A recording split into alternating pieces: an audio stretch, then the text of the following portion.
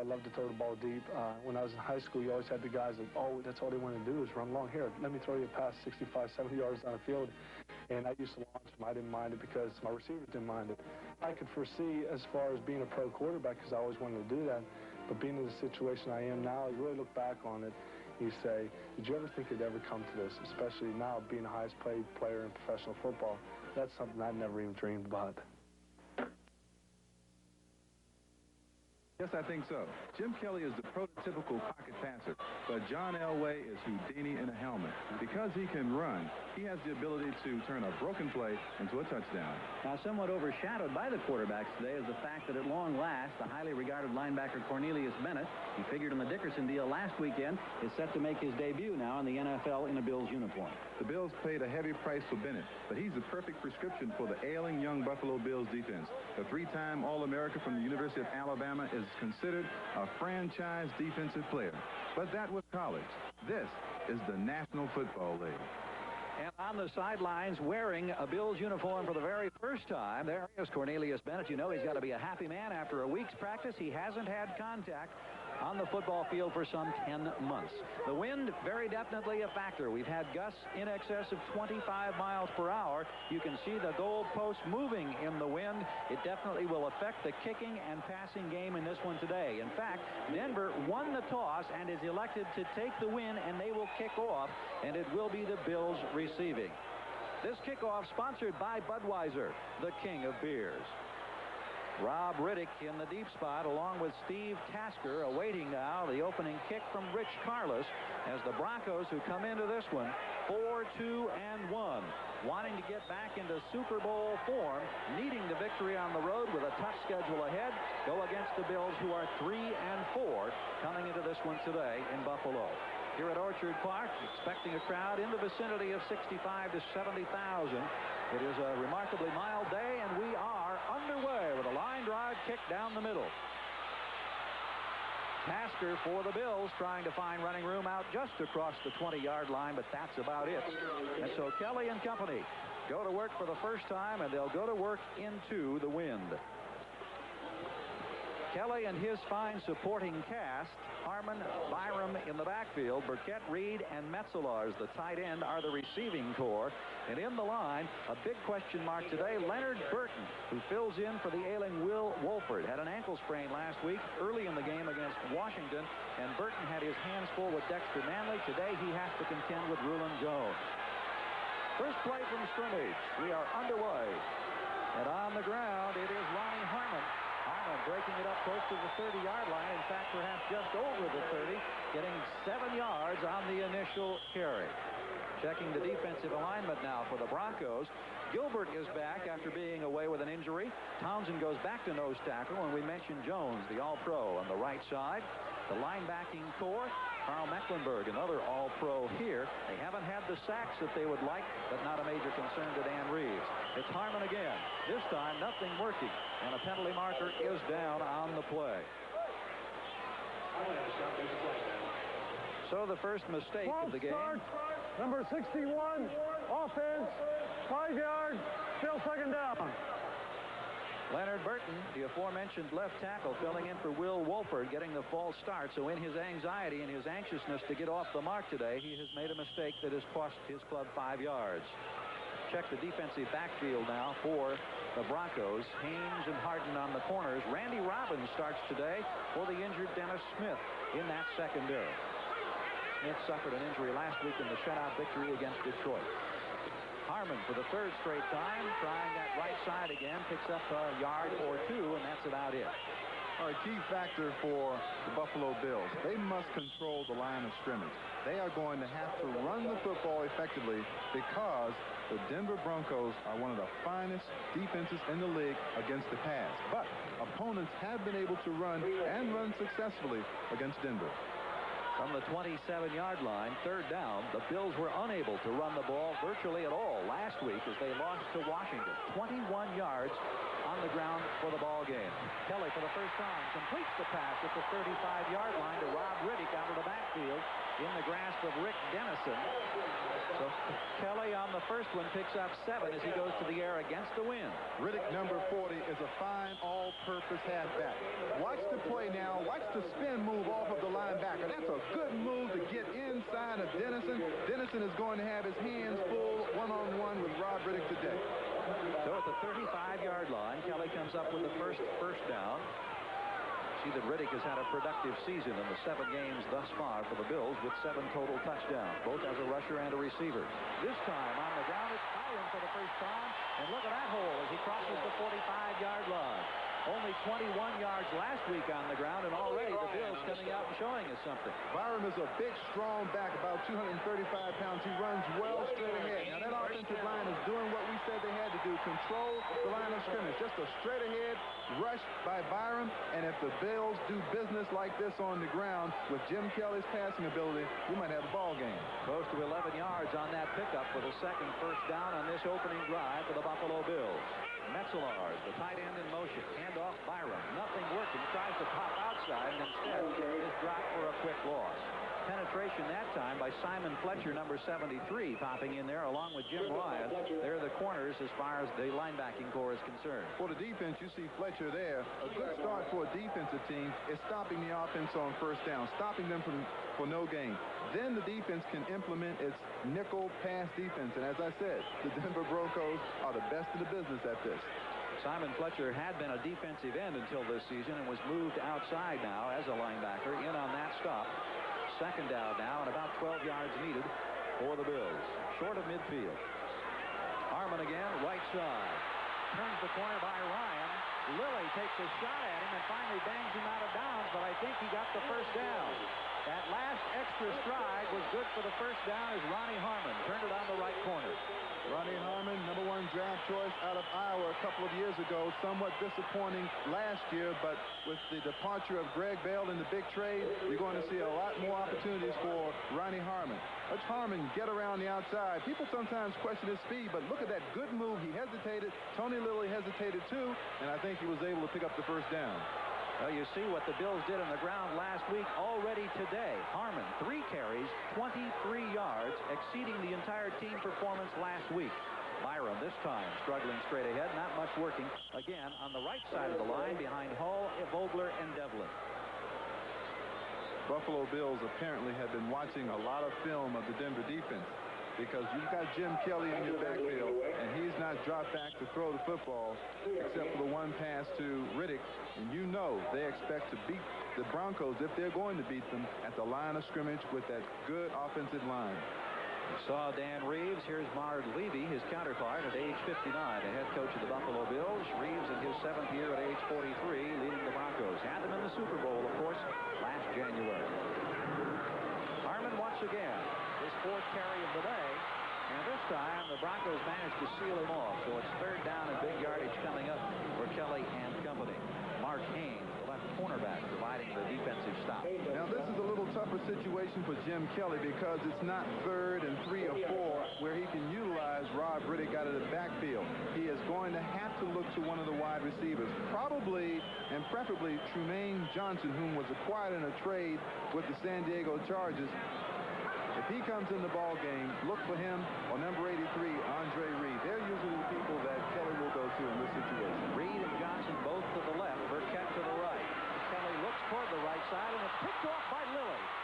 Lilly with a lot of room across midfield and out of bounds at the 45-yard line. So Kelly, who had 3 interceptions last week, throws an interception on his 2nd pass of the day against the wind, and Tony Lilly was right there. Well, 2 things. You play right into the hands of the Denver Broncos nickel pass defense when you have to throw the ball. Also, the Broncos did a good job of scouting the Bills because they know also that Kelly likes to go to Reed in that situation. That time, they had a double coverage on Andre Reed. Jim Kelly should not have thrown that pass. 23 yards on the return, the 2nd interception of the season for Lilly, and the Broncos, with their hands on the football for the first time, start in Buffalo territory. Sammy Winder, the lone setback. And it's Winder on the first carry, straight ahead to the 40-yard line as he picks up quick. Let's take another look at that interception, Reg. See, most pass offenses from the professional level, they're going to go to the inside receiver. That's Reed. Now watch the double coverage. See, he was running right into a trap defense, and that was an excellent defensive call by Joe Collier.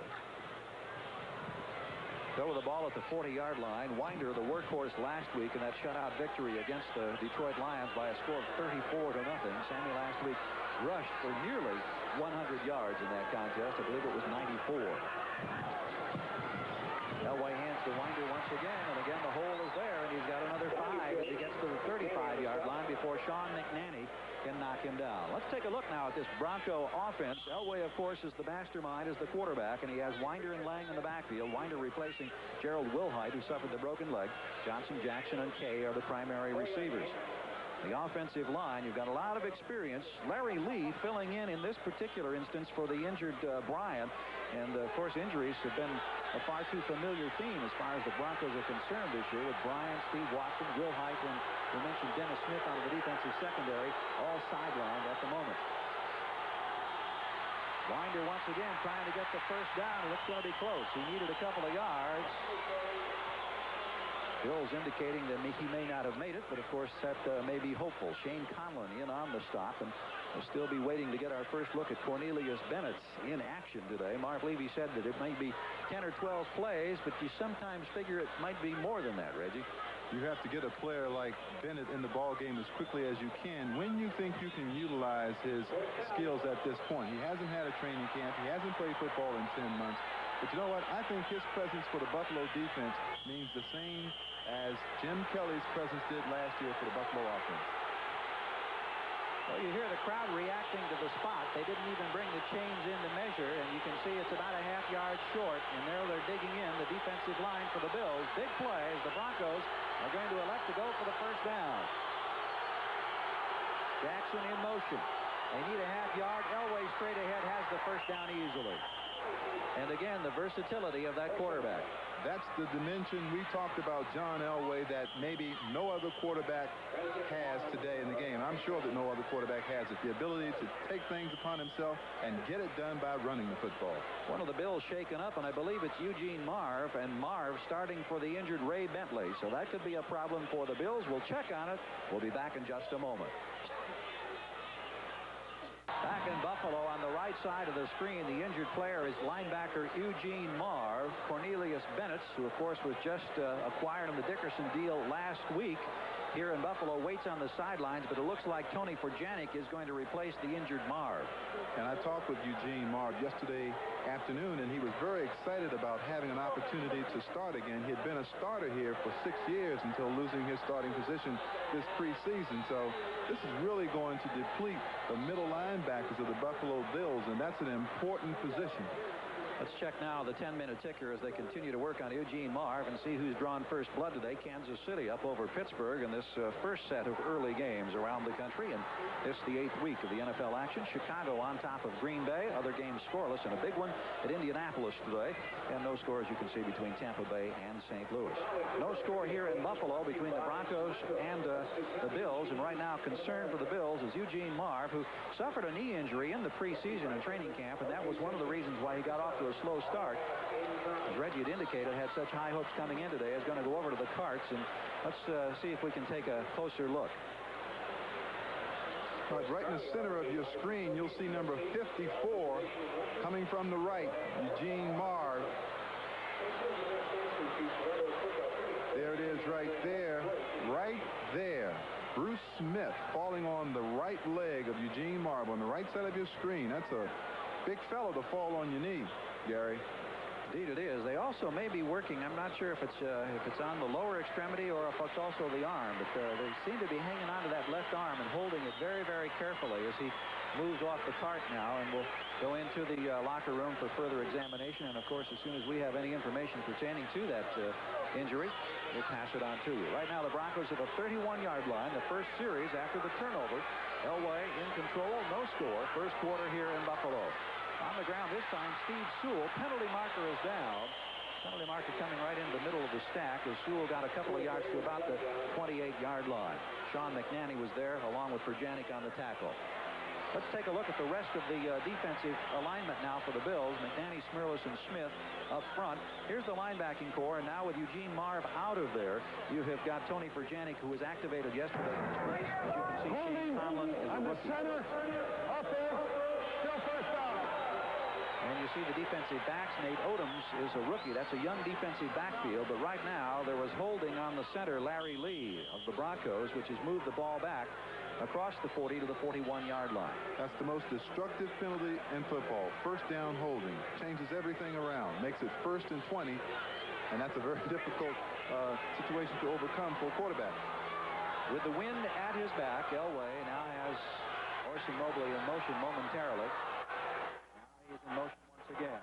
On the delay, Sewell with the football, trying to struggle forward inside the 40, and did a nice job of picking his way for about 4 or 5 yards before Smith could pull him down. Ed Reeves had some great things to say yesterday about Bruce Smith. He just says that when it comes to defensive ends around in the National Football League, he's about as good as anybody that plays.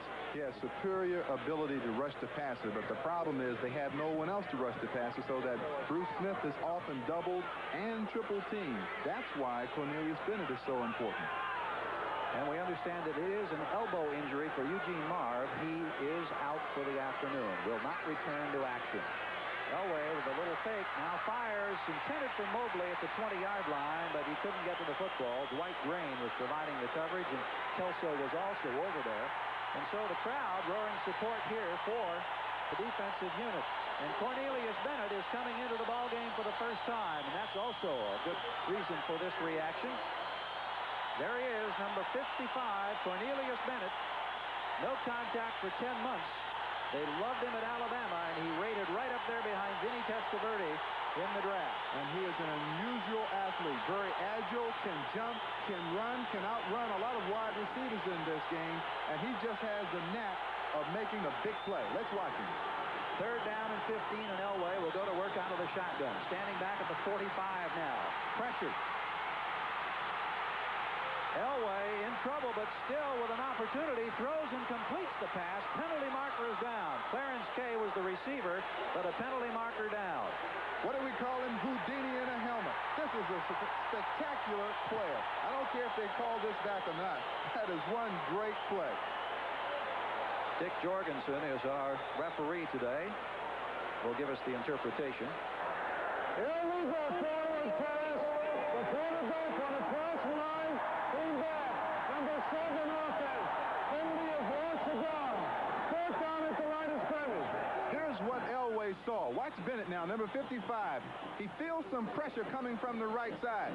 Even though he doesn't get to Elway, he allows number 95, Sean McNanny, to come up inside. Now watch this by Elway. Good move right there, getting away from Schmerler. Then cutting back inside and having the presence of mind to go backwards to look for the line of scrimmage. Unfortunately, he didn't get back far enough. So with the penalty, makes it 4th down, the loss of down, and coming on now is Mike Horan, who will handle the punting chores with the wind at his back, and of course will be angling for the sideline as Ron Pitts stands back at about the 10-yard line and probably have no opportunity for a run back here. Little pooch kick over here toward the corner, and it is a beauty. Oh, he put it out at about the 2-yard line. Horan is going to be delighted with that one. Inside the 23 times this season for 33 yards. He drilled this one out, and the Bills will go to work against the wind, and they'll start deep in their own territory. Watch John Elway. He must have extrasensory perception for tacklers. There it is. He's ducking one. I don't know how he knows how these people are there. He just must have great field vision. Back to the live action. Kelly and the Bills at their own 3-yard line with Reed in motion. On the ground, Harmon, who had success in the early series, picks up 2 yards to the 5-yard line. At least the Bills' running game has generated more on the ground thus far in this one than they did last week. As we go back now to the 10-minute ticker. No changes here among the early games. Kansas City with a touchdown advantage against Pittsburgh. Chicago got a 59-yard touchdown pass, McMahon and Neil Anderson, and Indianapolis with a field goal now leading San Diego. That's a battle of division leaders taking place at the Hoosier Dome in Indianapolis. 2nd down and 8 from the 5-yard line. Reed again in motion. Byram this time, the big back, cruises his way out to the 10-yard line as he pops straight ahead for 5 yards. Rulon Jones is there to hammer him down. Bills head coach Marv Levy is sticking to his plan. Gary, you know, he told us that we don't have a chance against a Super Bowl contending team unless we're capable of running the football and running it effectively. And the second part of that was he had to have good special teams play. Good punting, make the field goals when you have to, and good kick coverage. One of the things that Dan Reeves indicated very emphatically was we cannot have to play catch-up football here against Buffalo in the home setting. They just don't want to get into that situation. They want to control. They had an opportunity, couldn't capitalize. Now the Bills trying to get the first down and have it. It's Ronnie Harmon once again. The second-year man from Iowa, delighting the hometown fans in the early going in this one before he was finally knocked down by Randy Robbins and Rick Dennison. 9 yards on the pickup. A lot of teams don't like to use the shotgun formation because it takes away some of the plays that you can run with the quarterback in the backfield. But this is one of the plays that's run very frequently from the shotgun. It's an inside handoff to Ronnie Harmon. Look to the left of the screen. Good block by Jim Richard, number 51. Harmon picks up the first down. Richard leading the way with an excellent block out to the 20-yard line now after they started at the 3. Fake pitch. Now they swing back to Metzelaars on the right side. Robbins had it diagnosed beautifully. Randy Robbins filling in for the injured Dennis Smith wasn't fooled one bit. But covering Metzelaars is a load. He is 6 feet 7 inches tall. As a matter of fact, he only caught that ball for 2 yards, but when he fell down, he gained 5. Robbins is 6'2", and Metzelaars, the former All-American basketball player at Division III at Wabash University in Indiana. Also a heck of a good football player who has caught 14 balls this season.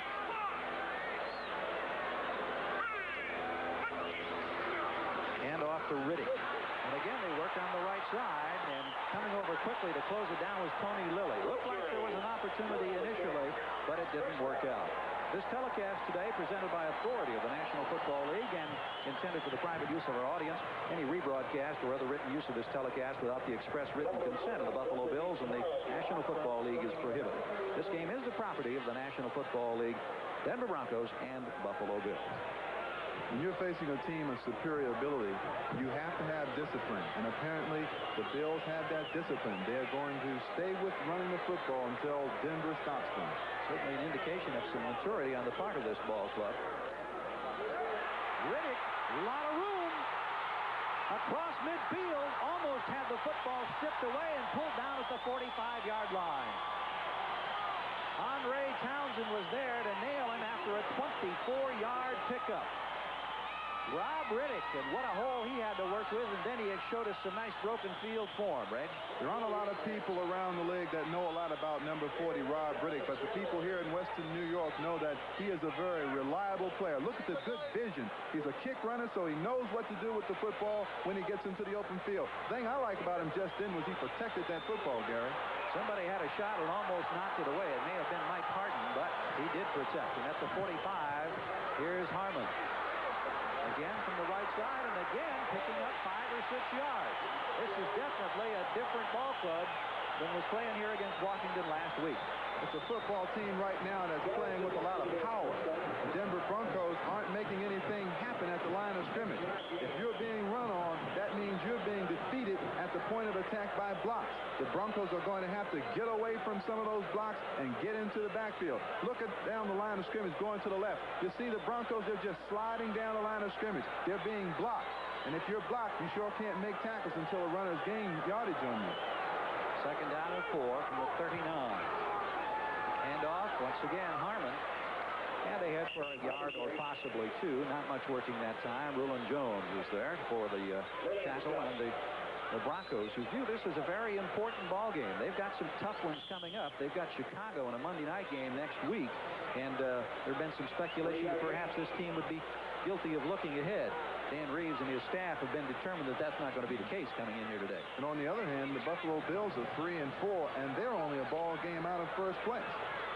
And they have Cleveland next week, and then the Jets, Miami, and the Raiders. So tough schedules coming up for both of these clubs. Interesting stat there relating to last week's ball game, the Broncos and the Lions, as the Bronco defense now faces 3rd and 1. Riddick tripped up, going to be close to the first down. This will depend on the spot right at the 35-yard line.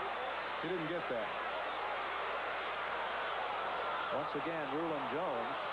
It was a tough decision for Marv Levy and the Buffalo Bills because the Broncos are the finest 3rd and 4th down short yardage defense in all professional football. They stop more people in this situation than anyone else. Here it is again. Look at everybody along the line of scrimmage. You see Harden right there. Look at the good low penetration they get, the good charge. They neutralize the Buffalo Bills right at the line of scrimmage, and their linebackers still and make the hit. Big play right now. Right now, 4th down and inches. First quarter, no score. Buffalo in the Broncos Didn't make it. And Kelly trying to go over the top. I don't think he made Ricky that. Hundley, I think, was the man who muscled up, and he got it. He did get it. I got to see that again. Well, I'm sure we'll get an opportunity. There's the reaction of head coach Marv Levy on the sideline, and he needed about 4 inches, and he may have gotten 5. Sometimes the biggest plays in football are for the least amount of yardage. We didn't get a chance to see it right then, but Hundley was trying to stand him up, and it was close. There wasn't any question about it, but they got what they needed. First down at the Denver 35. Reed near side, Burkett far side, Metzelar's the motion back. The handoff this time to Jamie Mueller for the first time, and look at him go to work. Still on his feet, loses the football, and the Broncos have it at the 20-yard line. Second turnover of the day, and Jamie Mueller, the rookie out of Benedictine, a great effort, but he ended up losing the football, and on top of it was Freddie Gilbert. you just can't afford to play that way against the Denver Broncos. They are a Super Bowl team. They know how to take the ball away from teams during adversity. So a drive that started on the 3 results in the turnover at the 20. Nice touch. Mueller, who just fumbled the ball, being consoled by his teammates. It's a lonely world when you fumble the football in your own territory. They had driven 11 plays, almost 80 yards, but the turnover kills the drive. Sammy Winder, not much working. I want to point out that Cornelius Bennett is not on the field defensively in this series. Fred Smirlis in on that tackle for the Bills. The Bills are young, but they're not without enthusiasm. And you saw on that play, they had 4 or 5 people into the backfield. They're getting good penetration against the Broncos. The Broncos are going to have to neutralize that Bills charge at the line of scrimmage. And on the sideline, you can see right near Marv Levy, somewhat shielded from us, was Cornelius Bennett. We saw him in action on the previous series for the first time in the Bills uniform. The pitch out comes to Sewell. Sewell with some running room, bumped out of bounds at the 24-yard line. Pretty good lateral pursuit. Looked like it might work for bigger yardage, but Nate Odoms, the right corner, was coming across there very, very quickly. Odoms, a rookie out of Wisconsin, and he has been getting some heralded notices here, trying to help strengthen this secondary. Well, Odoms is a good man-to-man coverer. He's got outstanding speed. And what did Levy tell us? When he gets beat, he doesn't sulk. He knows how to come back and play the next down. And that's one thing you look for in cornerbacks. Cornerbacks need to have short memories. Down to 1:06 to play here in this first quarter. Still no score. Denver out of the shotgun now, looking at 3rd down. They need 6. Bennett is on the field defensively now. Great pass rush as they set up the little swing, and it's no good, intended for Sewell. Good penetration and pressure that time. Forced Elway to hurry just a little bit. I'm not saying this just because Bennett is in the football game, but I've never seen a linebacker in life get through a quarterback this fast. Look at the speed right through everybody. John is not ready to throw the ball. He has to get rid of that ball before the running back has turned his head. So that forces a kicking situation with the wind at his back. Mike Horan now gets set to punt for Denver. Ron Pitts stands back at his own 37-yard line now. So the Bills have been able to do the job despite a couple of costly first quarter turnovers. Pitch back to Buffalo. Plenty of time, and he gets off the kick, and look at this with the wind. Oh, this is going to go forever. Look at that. Bounces all the way through the end zone. There is a penalty marker down, however. That was a 76-yard punt, and they're going to bring it back. 76 yards. The longest in Horan's career was 75, and the longest this season, 53. But we told you the wind would be a factor, and now you know why. Not even the mile-high winds in Denver have been as gracious to Horan as the winds are in Buffalo today. Number 48, offense, 10 yards, still 4th down. Randy Roberts Robbins on the special teams that time on the punt team, guilty of the hold, and so that takes it back, and Iran will try again. Ron Pitts is standing back there at the 35, and he's looking up at a bullet flying over his head. Yeah, I think he was somewhat concerned because I think he feels that Pitts has to get back there and field that football, because if he gets that football, there's a lot of room to run because the coverage team is nowhere near a punt that long. You see the numbers on his returns thus far this year. 7 attempts and 17 the longest return for the son of Elijah Pitts, a former NFL great who's now a member of the coaching staff. So Horan this time stands back at his goal line. Could he kick one the length of the field? We'll find out. This one's much shorter. Pitts backpedals, fields it at the 33-yard line, and he has room at midfield and pulled down at the 46-yard line. Again, penalty marker is down, however. Penalty marker is down. Randy Robbins, who was guilty of the penalty that forced the second kick, in on the tackle with Simon Fletcher.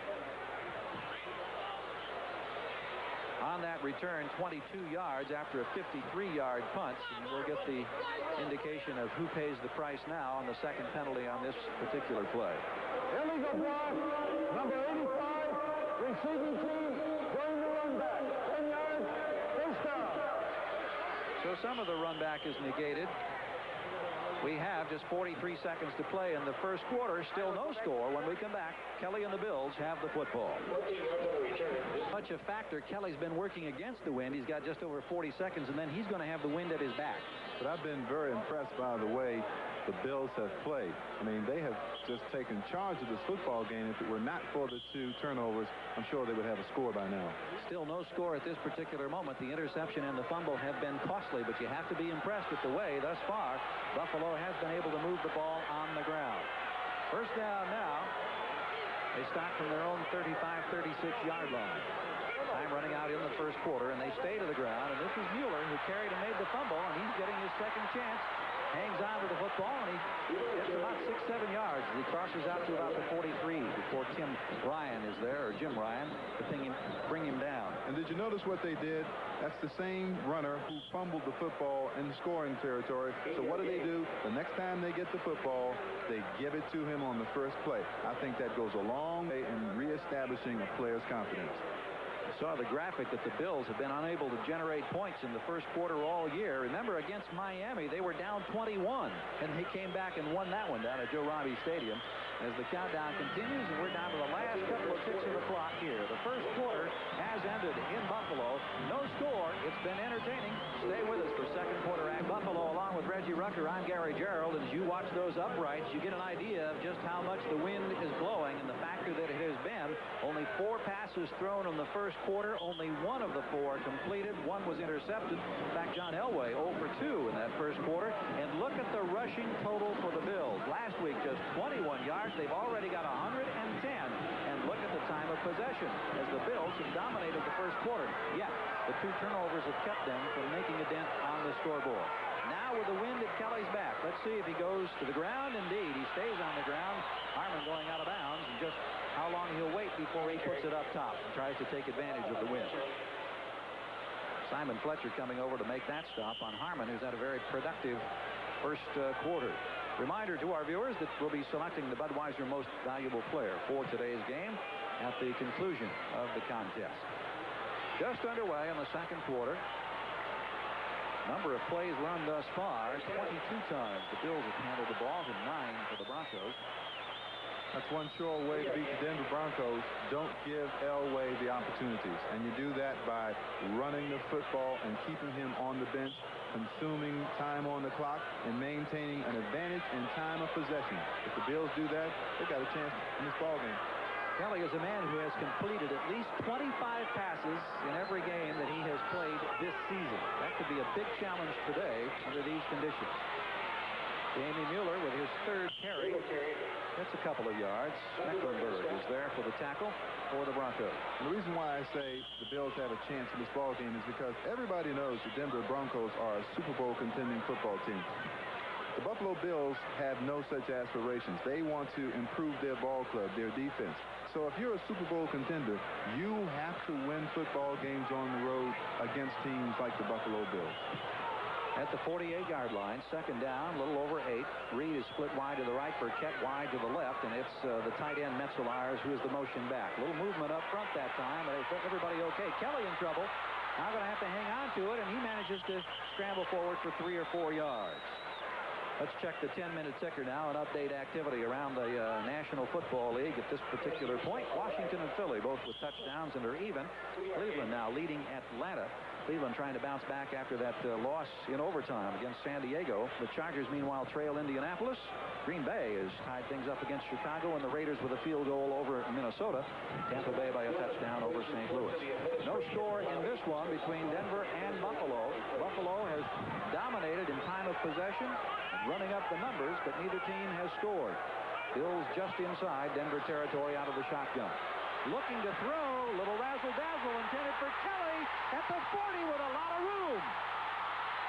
Kelly out of bounds at the 15-yard line on the flare pass from Rob Riddick. They love it in Buffalo. 34 yards on the gain, and you know that Dan Reeves is going to throw the gadget bag at you, but are you surprised that Marv Levy comes up with it? No question about it. That was a marvelous football call by Marv Levy. Watch, going to the left of your screen. Now, they've run this play before, and they were successful with it, so everybody on the Denver team is over there. Now, look at that. Jim Kelly all along. I think, I'm not so sure about this, but I do believe that's the longest pass to a quarterback in history. Well, Kelly has got to love it. Not exactly fleet of foot, but he got down to the 15, and now he wants to roll out and carry again. This is another surprise. He goes down at the 12-yard line. This is a different look, and that's scary a little bit when you see your quarterback scramble out there hanging onto that football. Jim Kelly's probably saying, hey, John Elway gets all this acclaim about being a runner. I'm going to show a few folks that I can do some of the same things if given the chance. Dan Reeves was telling us last night, he said the thing about Kelly is that he's like a street fighter. He'll just come and come and come. He's so tough, so physical, taking the punishment, and you can see some concern etched on the face of the coach of the Denver Broncos right now as his ball club digs in with the Bills at the 11-yard line. This is a resilient defensive unit, though. This is where they get tough. You have to take care of the football. Pitch out comes to Riddick, tripped up. May have gotten back to the line of scrimmage, and that's all. Simon Fletcher in on the tackle that time as Riddick had no opportunity to break it loose. Let's take another look at Jim Kelly's reception. This looks like a throwback to the old days. Big, strong, upper body, Jim Kelly. And now watch this. He takes all day to get going, but it's a big play. Gets out of bounds, too. That's smart. It's going to be a bigger play if they can punch it in for 6 rather than have to settle for a field goal attempt. And this play may determine right now because it's third down and they need a bunch. Harmon turns the corner. He goes out of bounds, and he's right at the flag. It's really hard to tell from our angle.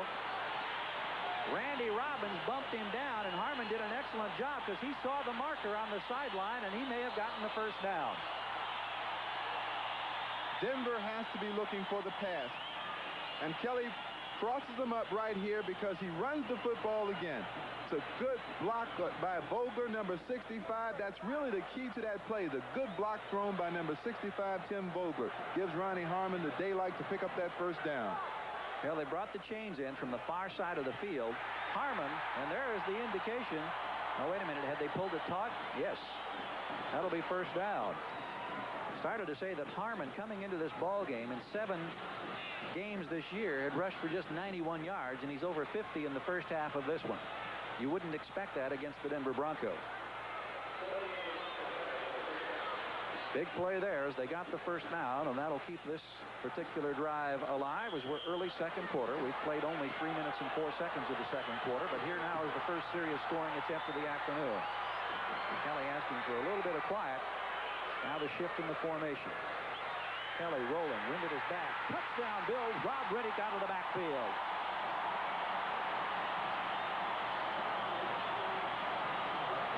There is a penalty marker down. We're about to say, and there you see the immediate reaction as Kelly was just informed that there's a penalty marker. Interference, number 88, offense, 10 yards, still first down. Talk about critical mistakes. Pete Metzelaars just made one.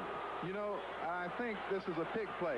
You see this play a lot in the National Football League, and it isn't always called. We can't see it from this angle, but what I think is that Metzelaars, number 88, went running inside, probably made contact with the defensive man. You cannot do that before the ball is thrown, and of course they caught him.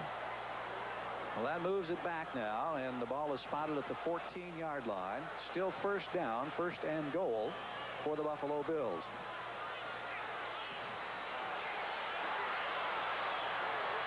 Burkett split wide to the right side. Andre Reed is wide left as Kelly backpedals and takes a look for the end zone. Harmon mistiming there as Harmon didn't even look back for the ball, and Kelly, under some pressure, had to throw it out quickly.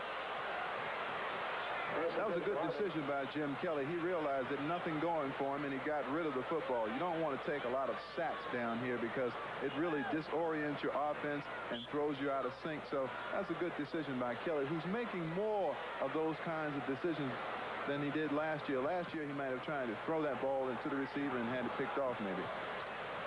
Time of possession you saw better than 13 minutes the Bills have had the football. That's compared to last Sunday when here at home they had the ball for only 19 minutes the whole afternoon against Washington.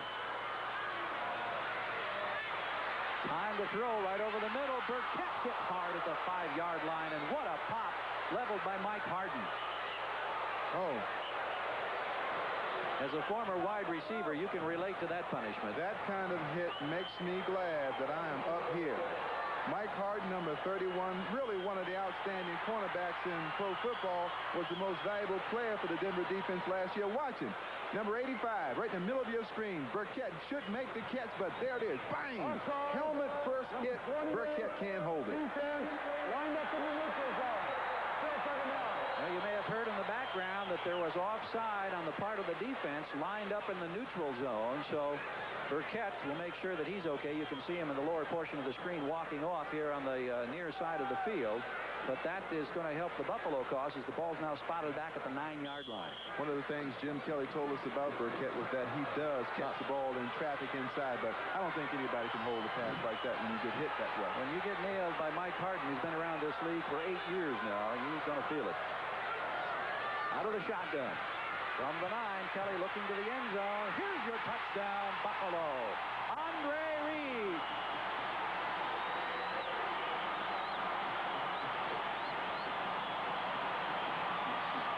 Two drives thwarted by turnovers. A touchdown called back after a penalty.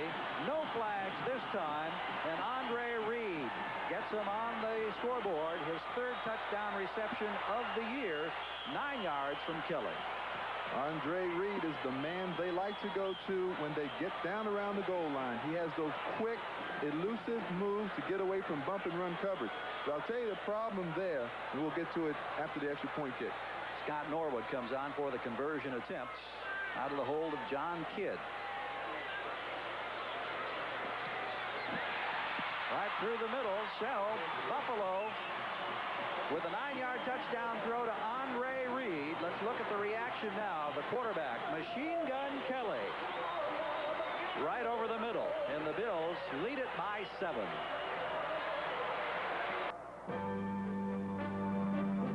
Today's game is brought to you by Mazda, bringing performance and value together. That's the Mazda way. By Nikon, we take the world's greatest pictures. And by Tandy Computers, because there is no better value, only at Radio Shack.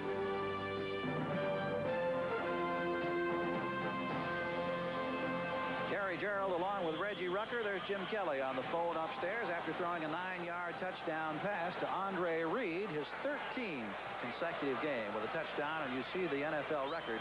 Got a long way to go before he catches up with Johnny Unitas.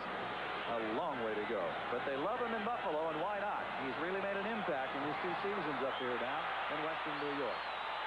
With the wind at the back, I think Norwood put that one through the uprights. He did. You know, he was kicking some balls 60 yards in practice today with that wind at his back. I wonder if we won't maybe see an attempt at a record today at some point. I understand that Burkett suffered a slight head injury, but they expect that he will see action later in the day. That's the result of that pop from Harden. Denver today has had the ball only 9 times before they've had to surrender it, while the Bills have run 30 plays, and Buffalo now leading at 7-0 as Elway and company go to work from the 20. Johnson, the motion man. Sammy Winder, the lone setback, and a little play action fake. Here's the reverse now with the football and looking for room is Johnson. He swings back to the right, and he is hit hard at about the 28-yard line. Got a penalty marker down on the field. Lance Johnson trying to circle the wagons that time as he started to the left and then had to go back in the other direction, and the indication that the procedure is going to go against the Denver Broncos. Only one man can be moving in motion. Illegal motion, 2 men in motion, offense, 5 yards, still first down. When you have a penalty like that, it's usually, Gary, the man that's going to get the ball who becomes overzealous about getting the ball. And what did he do? He went in motion a little bit too soon. Derek Burrows on the left corner held his ground so that when Johnson came circling back to that side, he was the one who dropped him. Penalty moves the ball back now to the 15, where it's 1st and 15 for Elway. Under a brush, flips it out here, Lang, and the ball knocked away, and it was almost intercepted. Number 76, Fred Smerlis of the Bills, was doing his best to handle one of the offensive linemen, and the ball came very close to popping into his hands. Trying to throw against that wind, even those short little passes, is going to be tough duty today. Well, and the Bills have a lot to do with what's going on with Denver. John Elway and company don't seem to have the kind of personality about their offense right now. Bennett has come back on the field. That's the reaction. Elway still looking for his first completion of the afternoon. He has put the ball in the air 3 times, and you see the result. Try to keep an eye on Cornelius Bennett as he comes in from the left. They run the ball away from him. Steve Sewell handling across the 20, 25, hit hard at the 27-yard line and out of bounds. Tell you, there's some big league hitting going on in this ball game today. And that's the same play that Buffalo has been running so successfully. Denver that time with Sewell going the opposite direction, gets outside. When you get outside on a pro defense, you've had some good seal blocking at the line of scrimmage by the tight end and usually by the lead back. And that's what they got that time. They put themselves in a very favorable position to pick up a first down now. You saw that razzle-dazzle on the part of the Bills drive when Riddick threw the pass to Kelly. Steve Sewell last year threw a touchdown pass to John Elway on their march toward the playoffs and eventually the Super Bowl. Johnson in motion. Out of the shotgun, Elway goes to work, being pressured, dumps the screen out here, and no opportunity to complete it. Sewell was the intended receiver. And the Buffalo fans starting to really get in the spirit of it now. Darryl Talley had a good push that time with some pressure as well defensively for Buffalo. Well, you can see the impact that a Bennett makes with a big play. It sort of lifts the other players around him to make great plays. That time, number 56, Darryl Talley, who is the best Buffalo linebacker right now, put the same kind of pressure on Elway, forcing him to throw the ball early. Now, Horan, early in the first quarter, if you were with us, you saw him kick 176 yards. It was called back by penalty. That was with the wind at his back. Now he's going to kick into the wind, and it's going to be a much different story. And Pitts stands at his own 39-yard line, awaiting the kick. I've seen punts into this wind in this stadium go 7 or 6 yards. So the left footer puts it up there, and it doesn't go very far. Gets a little extra distance on the roll, but not much. Only to the 41-yard line. Tough conditions to be kicking into today. Ken Bell there to down it. 31 yards on the punt. Buffalo with a 7-point lead will have the football and a chance to try to... As we check scores on the 10-minute ticker, Cleveland now with a 2-touchdown advantage. One of those a 54-yard pass from Kozar to Slaughter. Kevin Mack has added a touchdown run. Diasucci with a couple of field goals has Indianapolis leading San Diego in another big game, and we'll be checking on that in just a moment. Right now on the ground, Rob Riddick for the Bills, struggling for a yard. Jim Ryan with the tackle as we go back now to the 10-minute ticker and check those other scores. Green Bay has gone out in front of Chicago after the Bears led that one. Minnesota by 4 over the Raiders. And in the other early game, Tampa Bay continuing to hold on to that 7-point lead against St. Louis. Here, the Bills lead Denver 7-0. We have 10:15 to play here in the first half. Denver that time did a good job of stopping the run. One thing about pro football is that if you don't stop the run, you usually don't win. So second down and a long 9. Reed in motion. And on the ground once again, it's Riddick to the right. And this time, Denver making those adjustments and coming up to make the tackle was Freddie Gilbert. Gilbert, who's, we mentioned, coming off an ankle injury that he suffered a few weeks ago, back in the starting lineup today, and he had that one snipped out very nicely. Well, now Denver has taken the advantage away from Kelly and the Bills and given it to the defense of the Denver Broncos, because this is where they excel. When you're in an obvious passing situation against them, they can double up on your primary receivers, get a good blitz, and they look for turnovers in this situation. That's Joe Collier, who was a head coach at Buffalo back in the mid-60s, 66 through 68. He is the assistant head coach to Dan Reeves, in charge of the Denver defense. Kelly looking deep. Overthrows the intended receiver over there on the far side with Tremaine Johnson. That one just kind of took off and sailed. Well, that's no the best picking situation. Excuse me, Gary. That's the best defensive series for Denver, because they did the number one thing that a defense has to do. That is stop the run. And they forced Jim Kelly to throw the football into their strength, which is defending against the pass. Two other drives by the Bills have been negated by turnovers, and then they had the drive for the touchdown. This time the Broncos stopped them. Mike Harden is standing back now as the intended return man at the 20-yard line. Kidd hangs one up, lets the wind go to work. It's a beauty, but it bounces backwards, and it is down at about the 22-yard line. It was high and it was long, but it didn't take a favorable bounce for the Bills. 35 yards total on the kick. Buffalo on top. Denver with the football in a moment. Memo to one coming in, and these are the starters that they're playing without. Wilhite, of course, with the fractured leg. Watson with the broken ribs. Still 4 to 6 weeks away from getting back into action. Bryan and Smith out with knee injuries.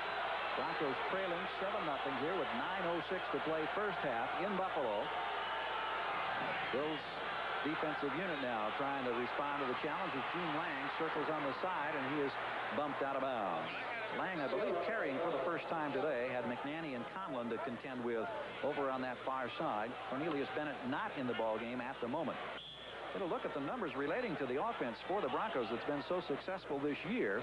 And it's also interesting to note that when you throw out the replacement games, the average for the regulars in generating offense is well over 400 yards. That's a pretty impressive number as it is. It leads the league. A lot of people have had to, in their minds, qualify some of the stats because of those replacement games for 3 weeks. But the regulars have clearly done the job numerically for the Broncos. Elway countering back to the right, setting up, wants to throw against the wind with a lot of time, now flips it out here, almost intercepted. Burrows had a shot. It was intended for the rookie Ricky Nattiel, and Derek Burrows had it slip through his hands. Now that's a pass that Elway is accustomed to hitting. Because of the great arm strength, the velocity that he has, he usually gets a pass to his receiver like that in an instant. But watch this. Watch to the left of your screen. He looks downfield. Now he goes back to the right side, left side on your screen. That ball sails a little bit, doesn't get to the receiver, Nattiel, in time, and Derek Burrows has it but can't hold on. But if there's anybody that's unflappable in such a situation, I think it's the young man we just saw a moment ago. You look right into the face of Elway. This time out of the shotgun. On the run, under pressure, throws it. Has the pass complete at the 39-yard line, and a careless mistake by the Bills. Vance Johnson is on the loose, or is that Nattiel? I'm sorry, it's Ricky Nattiel. Now, did they call that play down, or did it, in fact, go all the way down to the 28-yard line? There is a penalty marker down, and it's going to work against Denver. And who do you think was putting huge pressure on Elway? Was his name Bennett by chance? Oh, you betcha. CB, Cornelius Bennett. Number 67, offense, still third down. That's John Ayers, called for holding. Man who's been around the league 11 years, had a lot of great years, of course, with the San Francisco 49ers, the starting right guard for Denver. And that negates a big gainer right there. The Bills were careless on that reception by Nattiel, and the rookie quickly realized that he hadn't been touched, jumped up and went for big yardage, but it's all brought back on the holding call by Ayers.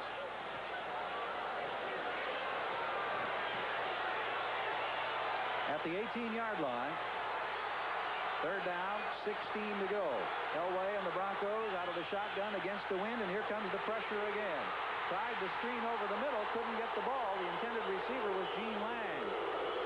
And that's not a boo. They're screaming Bruce for number 78, Bruce Smith.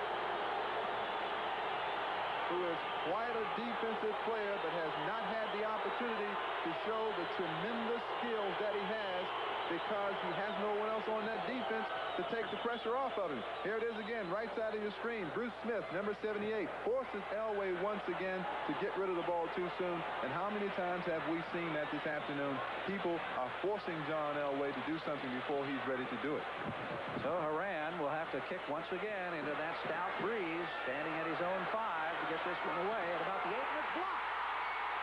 This one may score. The ball is loose in the end zone and through the end zone. A safety. Rob Riddick is the man who gets his hands on the football. That is the 8th time this year that they've got a piece. It's the 3rd legitimate block, but they've been doing it all season long. So chalk up a couple of more points for the Buffalo Bills, and we'll take another look. The Bills practice how to block kicks. Marv Levy has them doing this all throughout the week, extending just like that. And who is it once again that's making the big plays for the Buffalo Bills? Rob Riddick, catching passes, blocking kicks, covering punts. He certainly has to be one of the most valuable players on this football team.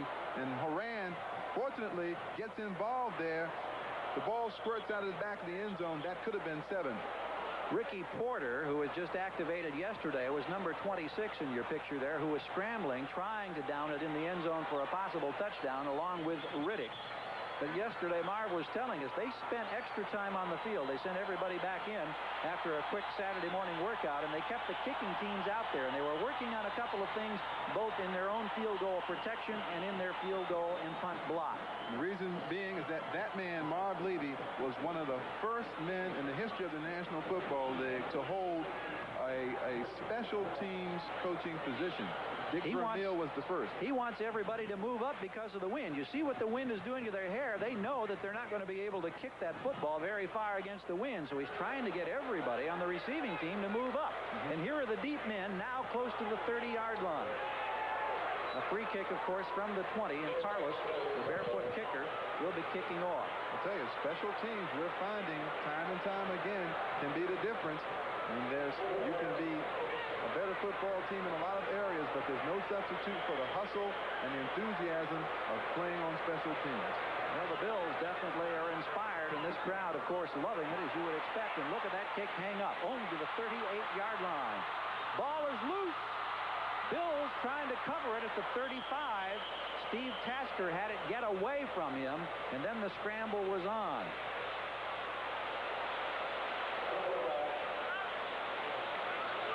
Looks like the Bills will retain possession, and on top of the football was Nate Odoms, number 37.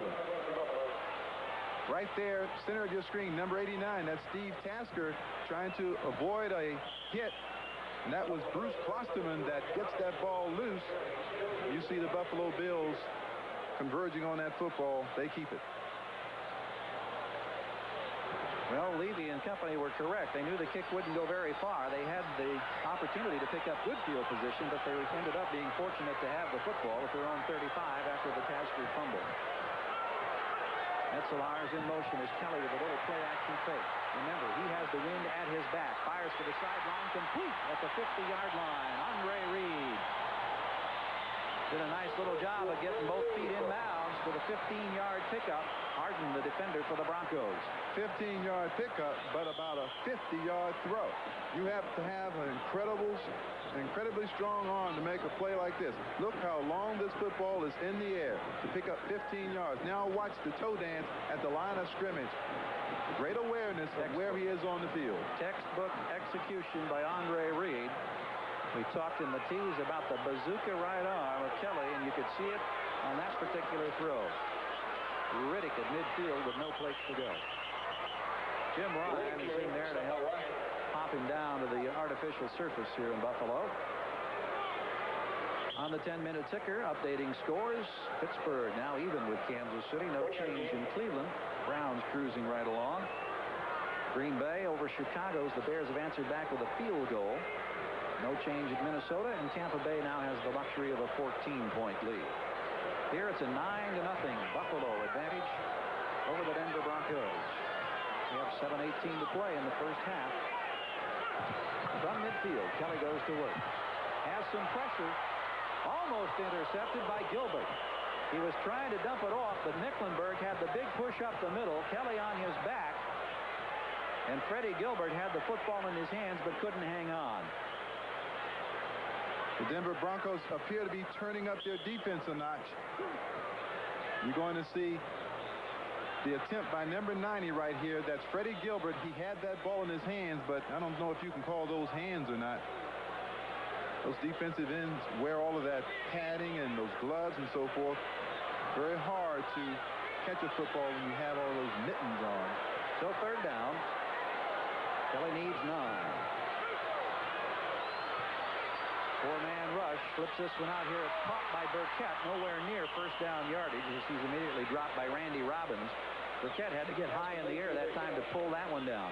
And you can see the key to the Bills' success is being able to run the football on first down. Now, the last 2 possessions that they've had the football, they weren't able to run it. They were forced to throw, and they couldn't pick up a first down.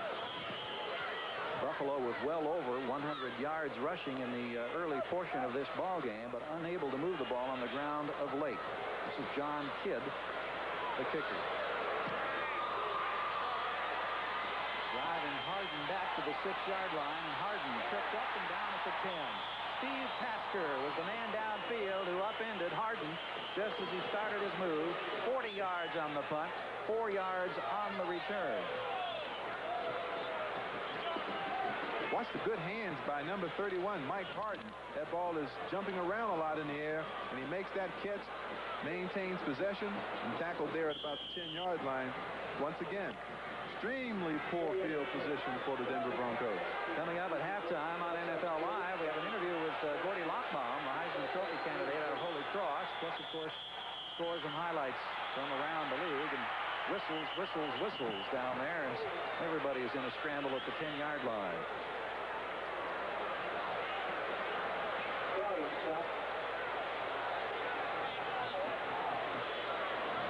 Officials timeout was called before the snap. Debris coming across the field.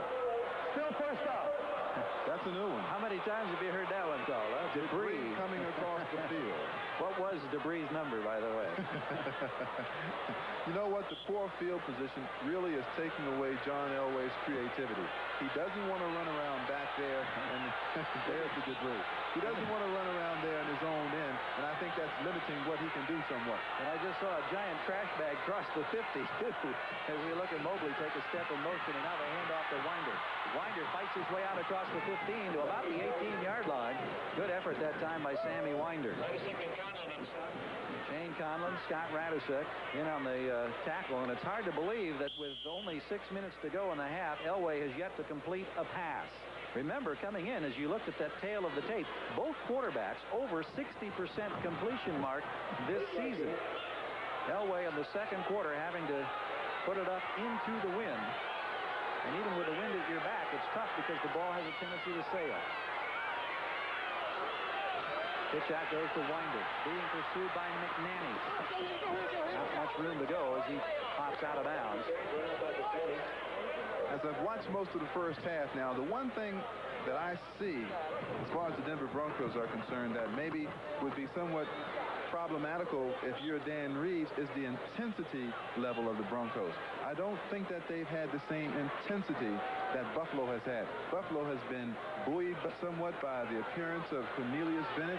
They've had that natural high that they're playing on. I think that's what Reeves has to get out of this football team to get back into the ball game. And of course, you look at those stats, look at the road record. 3 games under 500 on the road for Dan Reeves. They've been brilliant, of course, at Mile High Stadium, but it's been much tougher, as you would expect, on the road. This is Winder once again. Boom. Big hit. The Bills are playing some tough D themselves against the run, as Sammy Winder just found out. And sometimes when you get in a football game like this and you wait too long, it's often too late. Right now, 5:25 to play in the first half and the clock running.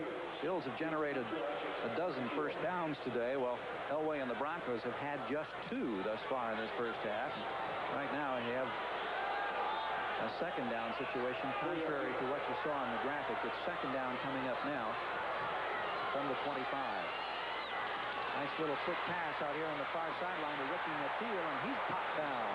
That's the first completion today for Elway. Derek Burrows is there with the tackle. Didn't get much, but at least they have completed one for the first time. And believe me, you need a John Elway arm to complete a pass like that going into this win. Denver fans, don't look for any miracles by John Elway going this way, 60 or 70-yard passes. That's not coming. They're going to have to do this the hard way. They're going to have to block people and run the football hard and make the good, safe pass completion. Cornelius Bennett is on the field, 3rd and 2, inside handoff. Whistles again are going to stop the play, and look, 55. Bennett was chasing down Steve Sewell just about the time Sewell got the handoff. False start, 67. Once again, the penalty goes against John Ayers. That's his second mistake in the last 2 series here against the Broncos. I would be very concerned if I were Dan Reeves with the sloppy play of a veteran Super Bowl contending football team. That is very unusual of this outfit. We're in the second quarter in Buffalo. Gary Gerald along with Reggie Rucker. It's a 9-0 Buffalo Bills lead over Denver. The Bills have been able to move the football very effectively in this first half. A touchdown pass to Andre Reed from Kelly to 1 touchdown, and then a blocked punt resulting in a safety. Mateel in motion. Elway out of the shotgun on 3rd down. Wants to throw deep. Has a man, but unable to hang on is Vance Johnson. Well, Elway really cranked it up against the wind that time, and Johnson gave it a valiant effort. Dwight Drain was there, however, for the Bills, and they couldn't make the connection. And that's an utterly great pass that Elway just threw then. I'm not sure how he ever got that ball that far downfield, and that was very close to being a touchdown. Had they been able to hook up, Johnson had just the lone defender, and if he could have gathered it in stride, he would have been off to the races. Mike Moran again having to kick against the wind. It's been gusting steadily at around 25 miles an hour. It is very much a factor in this ball game in case you just joined it. Last time, however, he faced the punt block got to him. Let's see what happens now. Gets the kick off. Looks like be a very good kick under these conditions. Indeed it is. Down to the 22. Bounces back to about the 24-yard line. So Horan did an excellent job that time against the wind, 51 yards. That's a magnificent effort against that breeze, and the Bills will take over, but well back in their own territory when they thought they may have been closer to midfield. You know, when you're going into the wind, that wind is almost a 12th defender. Now you can play closer to the line of scrimmage. That's why Denver hasn't been able to run the ball as effectively as they would like to, because the Bills are all up around the line of scrimmage knowing that John Elway, even John Elway, is going to have trouble throwing into this win. So Kelly and the Bills now go to work, leading it 9-0 with Andre Reed in motion. Handoff comes to Riddick. Gets a nice block. Knocked out of bounds at about the 28-yard line. Pete Metzelaars, the tight end, helped him spring the block there before Randy Robbins knocked Riddick out of bounds. That was Tim Vogler once again. We've seen Vogler, number 65, on a couple of good blocks that have opened the way. And watch number 65 right there. Bury that little guy. And Metzelaars, number 88, you see him with the good seal block inside. And, of course, Riddick, once again, good vision, big pickup. Well, the Bills have utilized 3 running backs effectively today. Actually 4. Harmon, Byron, Riddick, and Mueller, who had a couple of impressive carries despite the 1 fumble. This is Riddick, number 40. Again, he breaks loose across the 40. Back inside and then popped out of bounds. Excellent effort on the part of Rob Riddick. Carl Mecklenburg is there finally for the Broncos. 25 yards on the game. You're going to see what the defense sees right here. There's Riddick going right of your screen. Watch the good blocks once again. Byram, good block inside. Now, Riddick really does get a good outside cut right there. Andre Reed helping him out, too, with a downfield block. Another angle here. Jim Richard, number 51, pulling. They've gotten good play out of that offensive line, particularly those guards getting out and getting around the corner and blocking downfield. Rick Dennison had his arms actually around the ball carrier, but couldn't bring him down. This time, it's Harmon. Rick Dennison on the right side. They've been effective. Virtually every run that's gone for yardage has gone to the right today. On that right side of the offensive line, you've got Vogler and Devlin. And, of course, the tight end Metzelaars. 3 3.5 minutes to go here in the first half in Buffalo, with the Bills leading this one by a score of 9-0. Let's update things on the 10-minute ticker. Washington, big winner last week here in Buffalo, now leading Philadelphia. Kansas City with a field goal advantage over Pittsburgh. Indianapolis now stretching it out against San Diego. The Chargers only once beaten this year.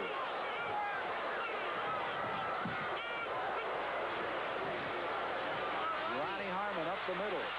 Now to about the 40-yard line this time. Tony Lilly is there along with Rulon Jones. And one other score to check on. Tampa Bay had been leading comfortably a bit earlier, and they hang on to the 14-point lead in St. Louis. Our score is 9-0 here in Buffalo as we count down toward the 3-minute mark.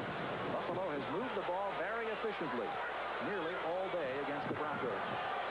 In Denver territory at the 40, Kelly now working out of the shotgun. One man back to block. Riddick as he goes to the left side. Andre Reed, who caught a touchdown pass earlier, pulled that one down at the 35-yard line in the grass with Steve Wilson. You're going to cover Andre Reed one-on-one, and that situation, with the win at Jim Kelly's back, it's virtually impossible to stop those short passes.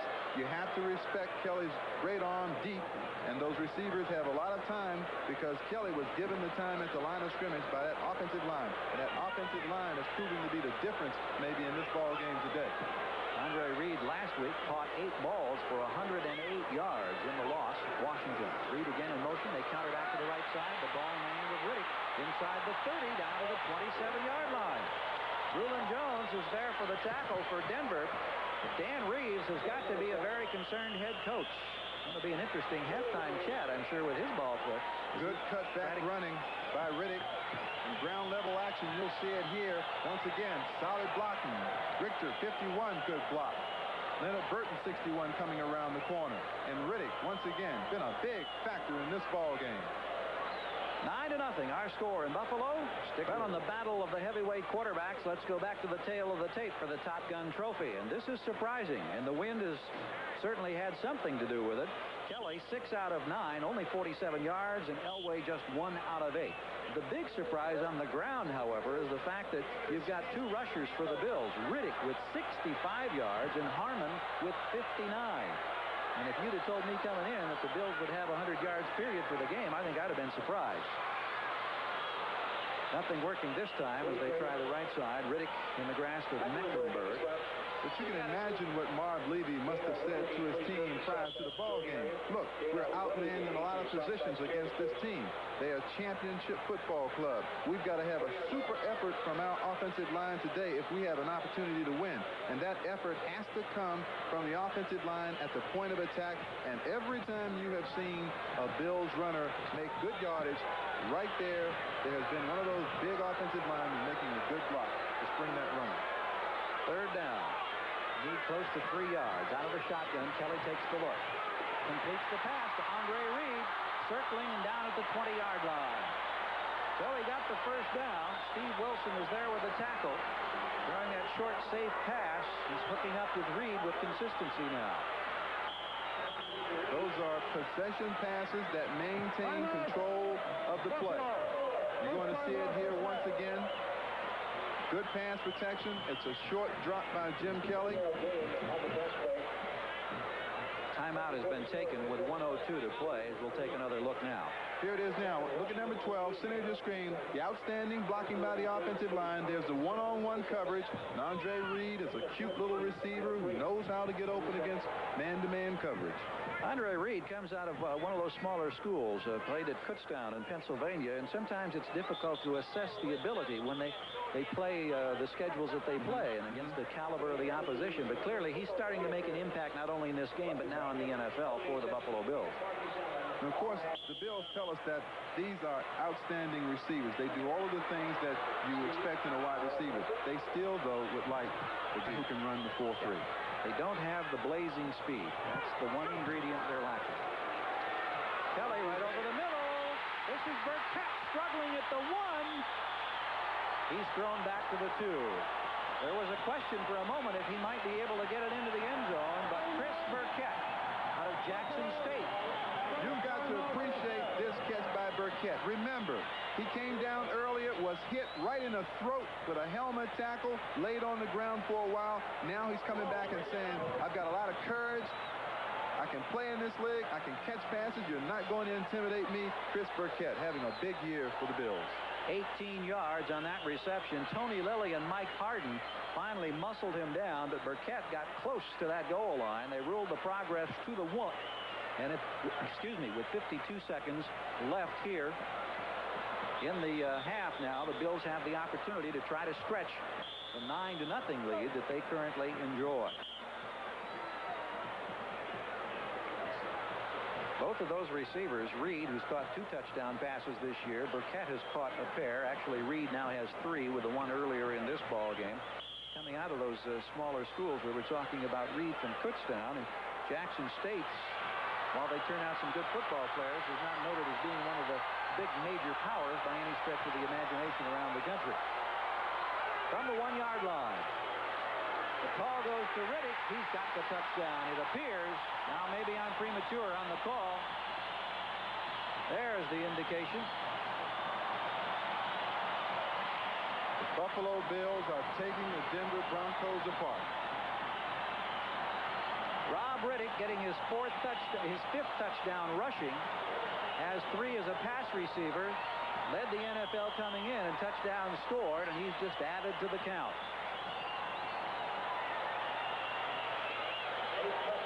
Scoreboard has already reflected the conversion attempt. It says 16-0. Well, that conversion attempt isn't quite there yet. I think somebody must have went outside and said the Bills are winning because this stadium is just about filled. There it is. It's now officially 16-0. Final seconds remain in the first half in Buffalo. A lot of us were from single-parent homes where your mother or your father were out trying to support the family. That's when my grandmother became the most important person in my life. My grandmother was the one who really raised us. She taught us with discipline and love. She's 77 years old now, but she's still providing that love and guidance as a foster grandparent to other young people who need her. That's why he supports United Way's Foster Grandparents program. Bruce sees to it that these children and their foster grandparents get to enjoy a Bills game. That's when he gets to show off for his grandma by doing his best for the Buffalo Bills. The United Way gives us all a chance to do our best. Right, Grandma? You're doing fine, son, but just tuck in your shirt. United Way. It brings out the best in all of us. This message furnished by the National Football League. Well, you know that the West Point Glee Club, they're here to sing the national anthem today, and they're in the spirit of things in Buffalo as they were down doing the push-ups for every point scored. Gene Lang awaiting the kick now from Norwood. Broncos with little time, and with the wind pushing it, it goes all the way out through the end zone. No opportunity for the run back. Let's go back now and take a look at that touchdown again. Once again, it was the offensive line. You can see it ground level, providing the running room for Rob Riddick to go up inside. It wasn't even close. 16-0 lead. 10 plays, 75 yards. Riddick with the score. Earlier, a 9-yard Kelly touchdown pass to Reed. The blocked punt that went through the end zone for the safety. That accounts for your scoring thus far in this one. Broncos have 49 seconds to go here from their own 20 as they go to work with Sammy Winder. Bills playing some inspired defense, and they've got the crowd into it, and this is exactly what Dan Reeves did not want to happen. He didn't want to have to play catch-up football here in Buffalo. He was very emphatic about that when we spoke with him last evening. Halftime, of course, Bob Costas, Ahmad Rashad, Frank DeFord, Paul McGuire, all on hand for NFL Live. Keep you right up to date on all the activities around the league and this exciting 8th week of play. Time remaining, you see, counting down. Elway going to go up topside. Dumps it off, and even it's difficult against that wind to just throw the simplest little 7-yard pass. Gene Lang, the intended receiver, and the velocity just wasn't there on that throw. Elway has got to be frustrated. He's had 9 passing attempts. The only pass he has completed went for 4 yards. Just wouldn't expect that in this particular situation. Meanwhile, Buffalo, with their ability to run the football today, has generated 17 first downs. The Broncos have had just 2. out of the shotgun. Should be the final play of the first half, and Steve Sewell gets nowhere. Just a couple of yards as he tried to circle to the right.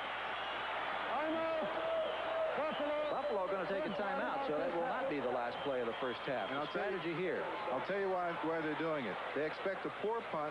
They can possibly get a fair catch, and they can make a free kick.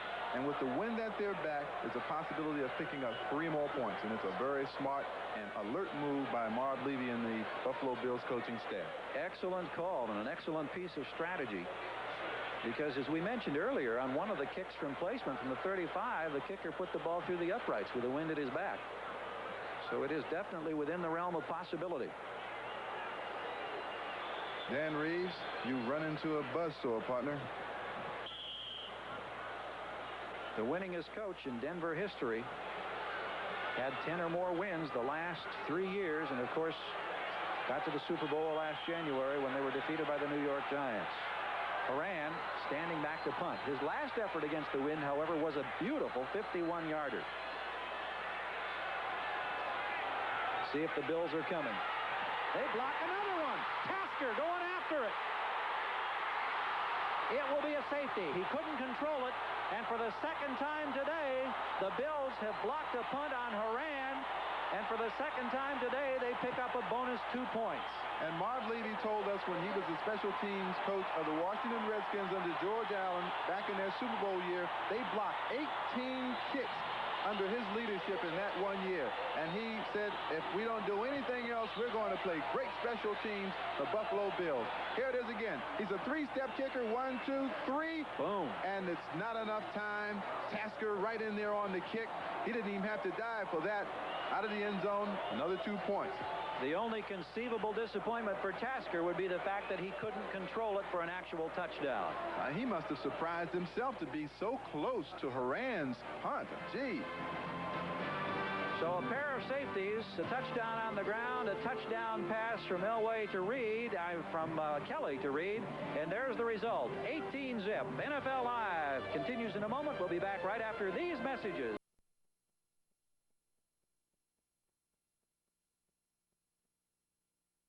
Game started. Denver won the toss and elected to take the wind at their back and to kick off. So we start the second half in a similar condition. Buffalo working against the wind, and Kelly with an 18-point lead. And remember this, in the fourth quarter, when Denver is going to need it the most, they're going to be going directly into that wind. We'll see how the Bills elect to play it here. They were effective on the ground. They had 2 big turnovers in the first quarter that negated otherwise long drives that could have easily led to further scoring. Byron, the fullback. And again, there's room. Lots of room. All the way up to the 38-yard line. 18 yards on the pickup as Carl Byron just put his head down and plowed straight ahead. Jim Ryan, Tony Lilly finally bring him down. You're going to see some great blocks right in the line of scrimmage by number 67, Kent Hull. Look at that block. Look at that hole. Byron protecting the football. That is not the way Denver wants to start. Ball just across the 38-yard line. First down now for Buffalo. Andre Reed, the motion man. Handoff this time to Ronnie Harmon. Looking, nothing working this time at all. Harmon, you could see his head pivoting as he went side to side trying to pick a hole, but finally had to just try to go straight ahead, and Mecklenburg was right there. Also, Ricky Hundley. By the mere fact that we've not talked about Rulon Jones or Carl Mecklenburg, the 2 all-pro players of the Denver Broncos, by the mere fact that we have not talked a lot about them tells you that they are being controlled by the Buffalo Bills. Interesting also the fact that on the reverse, the Bills last week gave up 299 yards rushing, and their defense has been effective in stopping the Broncos cold through the first half of this one. Harmon, and now the Broncos muscle up and pull him down short of the 40-yard line. Ryan, he's been in on a lot of activity today out of William and Mary, a 9-year veteran. The reason why the play was stopped was because of the excellent penetration and defeating the block by number 77, Carl Mecklenburg. If they're going to get back into the game, the great players of the Denver Broncos have to play great. So third down now for Kelly. Thus far, Buffalo 6 of 10 converting third downs, and you see that the Broncos haven't been able to do it in 7 opportunities through the first half. Just starting second half activity in Buffalo. And Kelly out of the shotgun looking a 4-man rush. Steps up on the run, going to keep it. And he's got a first down. Can you believe that? Doing exactly what we have seen Elway do so many times in the past, and just as effectively. 14 yards for Kelly. Did John Elway change uniforms, Gary? I don't think so. There it is again. Now, this is a good thing. He steps up in the pocket, and he keeps the ball because everybody's covered. A big lane right up the middle. Now watch him get down. This frustrates defenses. He picks up the first down, and you can't even hit him. So they're now 7 of 11 in third down conversions. More importantly, the ball at the 47-yard line in Denver territory, and you saw the first down number, 19-2. Mueller to the 45-yard line. Jamie Mueller, the rookie, who had a fumble that stopped one of those early drives, but they came right back. I've let him carry on 2 or 3 other occasions, and he's been effective as well. Simon Fletcher and Mike Harden combining efforts to stop Jamie Mueller. He had a college career rushing average in college of nearly 8 yards. That was at one of those NAIA schools at Benedictine in, I believe, Kansas. He's a young fellow that's from the Cleveland area. I know about him. They say he runs a 4.45 or 4.540. That's awfully fast for a man his size. He's about 230. From the 45 in Denver territory, we're looking at Jim Kelly. Backpedal and set up. Fires and completes the pass over the middle. The tight end Metzelaars at the 40. Metzelaars comes into the game with 13 catches on the year, knocked down by Richie Humble. But if you watch what's going on between the Bills and the Denver Broncos, you'll see that the Bills are taking everything to Denver. You don't see Denver making a lot of plays to break up passes, to force the pass. And I think Dan Reeves is more concerned with that. His defense just isn't holding up for him. Ball at the 40-yard line. Here's another third down situation for Buffalo. 4 minutes gone in the third quarter with the Bills leading 18-0. 4-man pressure and time to throw. Completes it again. Harmon out of the backfield this time. Ronnie Harmon, and the Bills have another first down. Make it 8 out of 12 in terms of conversions now. Jim Kelly has to be having fun. Let's take a look at what's happening in the secondary for Denver. This is the fabled Joe Collier defense, nickel defense, in which they really shut down people, but that's a good move to turn outside. That receiver has an option depending upon where the defense is. If the defense is outside, he goes inside. If the defense is inside, he goes outside. He went outside that time, first down. Just short of the 31-yard line. The Bills on the march, and this the opening drive of the second half. They lead by 18. The swing pass comes out to Harmon. Evades one man. Now he has room to work. Inside the 15-yard line down to the 13. And the Bills continue to mix it up, and they continue to move on the Denver Broncos. Boyer finally there with a tackle, but not after an 18-yard gain. Jim Kelly and the Bills are on fire. They've got this stadium rocking. Watch it now again. Ronnie Harmon picks up the pass. Now, he's an excellent pass receiver. Makes that catch and makes a little juke step at the same time. That takes real good athletic ability and good vision and gets the football up the field. I think they've got Denver on the ropes here. The numbers for Kelly thus far, he's now over 100 yards passing, has 1 touchdown pass. It was a 9-yarder to Andre Reed. From the 14. On the ground, Byram to the 11-yard line. This is a Buffalo ball club now that last year only won 4 ball games, but 6 of their losses last year were by 4 or less points, which kind of gives you the indication that they were sneaking up on people. And now with the addition of some quality athletes to go along with Kelly and bolstering the defense, they're putting it together today. And you get the feeling, Reggie, that a team starts to believe, and that confidence generates, takes them to the next level, and they're really making it pay off. At the 11-yard line now. This is Riddick, and this time he has got a fellow right in front of him by name of Fletcher. Simon Fletcher and Walt Boyer were right there. There was nothing to be gained as far as the Bills were concerned. So the wide receivers come back onto the field now as we have Trumaine Johnson along with Chris Burkett, and Harmon comes into the backfield as Byram and Metzelaars come out. And you have to like Burkett down here because Burkett is 6 feet 5 inches tall. He has a huge height advantage on any of the Denver secondary people, and he has made a number of catches just utilizing his height in the end zone. Third down. From the 12-yard line. Inside handoff goes to Riddick, and there's nothing working. Stopped very effectively that time by Rick Dennison, inside linebacker. So now the field goal team will come on, and while it won't be a particularly long field goal, again, keep in mind the stiff westerly breezes. And so the field goal attempt by Scott Norwood, who is 4 out of 6 on the year, is going to be going right into the teeth of the wind. It'll be about a 30-yard attempt. We'll have an opportunity to get a good end zone look here now, as John Kidd will handle the football and spot it at the 20-yard line for the 30-yard field goal attempt.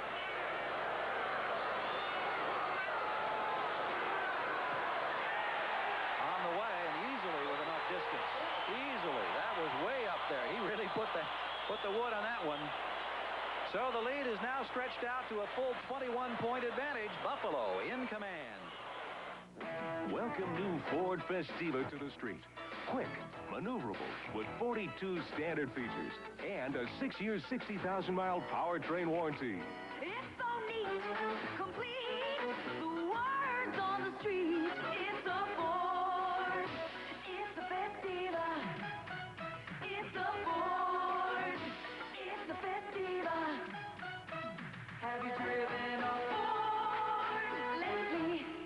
Until 20 years ago, the Southern Pacific Railroad ran on train loads of paper and pencils. We got smart and we said we need a computer to keep track of where all these cars are going. We sat side by side, IBM and SP, to take those rail operations and put it into computer automation. We program into the computer where all these cars are destined. So the computer knows where they're going, and there's the train. Well, we've jumped in the 21st century. And it's still the same old track, but we just do it better. We do it better. Lafitte, Louisiana and Old Milwaukee both mean something great to these guys. Lafitte means flat-bottom boat racing and a Cajun feast that'll set your mouth on fire. And Old Milwaukee means a great beer, cold, crisp Old Milwaukee beer and smooth, golden Old Milwaukee Light. There's nothing like the flavor of a special place, an Old Milwaukee beer. Old Milwaukee and Old Milwaukee Light. It doesn't get any better than this. Today's game is brought to you by Ford and your Ford dealer. Have you driven a Ford lately? By Old Milwaukee and Old Milwaukee Light. It doesn't get any better than this. And by IBM. Gary Gerald along with Reggie Rucker in Buffalo, where the Bills are enjoying an unexpected 21-0 lead over the Denver Broncos. And Norwood, who just hit the 30-yard field goal into the wind, will now kick off into the wind. In the deep spots, Bell and Lang. Bell on the right side, and they're standing up at the 12-yard line. Squibber down the middle, and handling on the near side is Gene Lang. Lang across the 25, and that's about it as he gets to the 27 or possibly 28-yard line. And Elway, who's had little success today, now has the wind at his back, trailing by 3 touchdowns. If the Broncos are going to do anything, they better get serious right now. This is an important drive. The Broncos have to send a message to the Bills that says, no, we are going to score. And the only way you can do that is you've got to get good play up front. You've got to pass, block for Elway, and those people on the outside have to get downfield and make some big plays. Johnson to the near side. Jackson on the far side, and Elway looking down the middle. Being pressured out of the pocket and on the run. Throws it. Great reception by Johnson at the 42-yard line. He really had to get up there to get that one, and Johnson, who stands only 5'11", went high, and Elway did a good job of improvising for the 15-yard pickup. And that's the statement that I'm talking about. Watch Vance Johnson leap up in the air. This is poorly timed, but he hangs in the air. Watch it. He gets up in there and just hangs there. Good body control, makes the catch. That's a tough catch to make, holds on to it. That's what they need to get going. Only the 3rd first down of the day for Denver, and as you saw, the 2nd reception for Elway, who's going deep.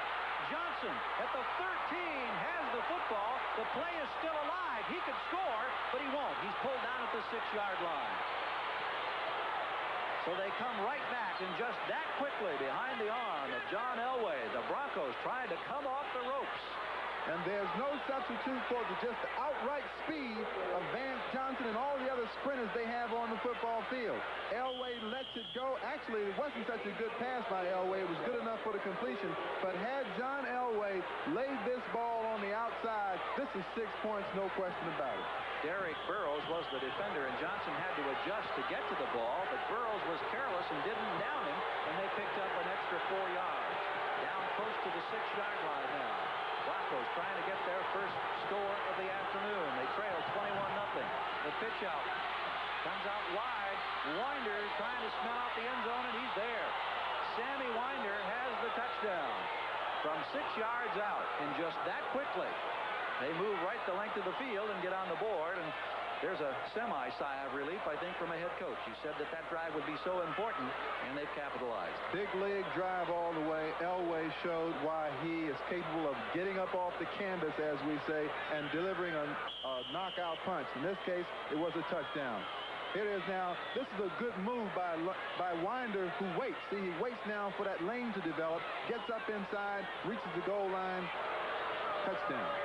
Kubiak to hold, Carlos the barefooter to kick. There it is, right through the middle. So the Broncos have answered back, and we have a 21-7 ball game in Buffalo. Buffalo on top. We're not a company. But no company has more pride in what they do. Or more pride in how well they do it. We offer you a meaningful and fulfilling future. One that goes far beyond the ordinary. One that brings with it the respect and admiration of Americans everywhere. We're not a company. We're your country. We're the Air Force. The Marines. The Army. The Navy. We're the Armed Forces. It's a great place to start. Green Bay, Wisconsin. 20 below. The last place you'd want to be with the cold. Unless you're the Green Bay Packer backers. So we asked them to try Alka-Seltzer Plus cold medicine. That stuff just cleared out of my head. Should have found it a long time ago. Got rid of my aches and pains. Straight up my Ernie nose. Alka-Seltzer Plus, that's all I ever needed. 8 of every 10 Packer backers who tried it switched to Alka-Seltzer Plus cold medicine. Fast, effective relief for tough winter colds. Boys riding the streets like trails and roads. We're carrying people and hauling loads. When tough men need tough trucks and goods not enough. America's truck is built for tough. The big Ford pickups for '88 with new power, luxury interiors, popular features, tough trucks that have been #1 for 10 straight years. Now get $500 cash bonus on all new F-Series pickups with manual transmission. America's favorite pastime returns to NBC as the nation's top rollers battle it out for Bowler of the Year honors. Join Jay Randolph and Hall of Famer Earl Anthony for the PBA Fall Tour next Saturday on NBC. Talk about intensity in head coaches. You can see it in the face of Dan Reeves. He watches now as the Broncos will kick off after marching down the field 72 yards in just 3 plays to get on the scoreboard at long last. Another kickoff with the wind behind the kicker, sailing far out of the end zone. Reggie, you started your career down in Dallas, and of course Dan Reeves was part of that organization at that time before he became a coach. You know him well. Yes, and I can tell you, he sat through enough meetings with Tom Landry when the Cowboys weren't playing well to know what you have to do to get your team fired up. Literally, I think Dan Reeves was embarrassed by the way the Denver Broncos played in that first half. Embarrassing the organization, themselves, and the people who support this organization. And I'll tell you, if there's anything that will get to a bunch of athletes, it's telling them something like that. But from the 20-yard line now, Buffalo leading 20-7. It's the football and watch the Bronco defensive unit and see how they respond. Handoff goes outside to Riddick. Riddick is hammered down at about the 22-yard line. Ricky Hundley with good pursuit across the way along with Harden. But telling them they're embarrassing is one thing, but they better get somebody on the perimeter to stop the Buffalo Bills, because the Bills are going to keep going back to that off tackle and that sweep until Denver stops it. Denver gave up just 63 yards rushing last week against Detroit. Of course, Detroit was playing catch-up. The Bills, we mentioned, ran for only 21 yards last week. today. They're up there knocking on the 200-yard rushing mark right now as they look at 2nd and 6 behind Kelly. And again, it's Riddick, and look who's there. On top of him this time, Mecklenburg. Excellent penetration. There's the Pro Bowler at work, and you all saw him with penetration that time, really doing a number on the Bills. Okay, this is what you have to do when you want to just stop the run. Get into the backfield, get some penetration, get off of blocks, and make tackles like that. And then you get yourself a favorable defensive posture. 3rd down. Ball still at the 20-yard line, unable to generate anything in the last 2 attempts. The Bills. Kelly works out of the shotgun. Little shuttle pass to Riddick inside across the 25 to the 27-yard line. First time we've seen that look from the Bills today. And a shuttle pass is no more than an option play inside. They were trying to catch Denver looking the other way.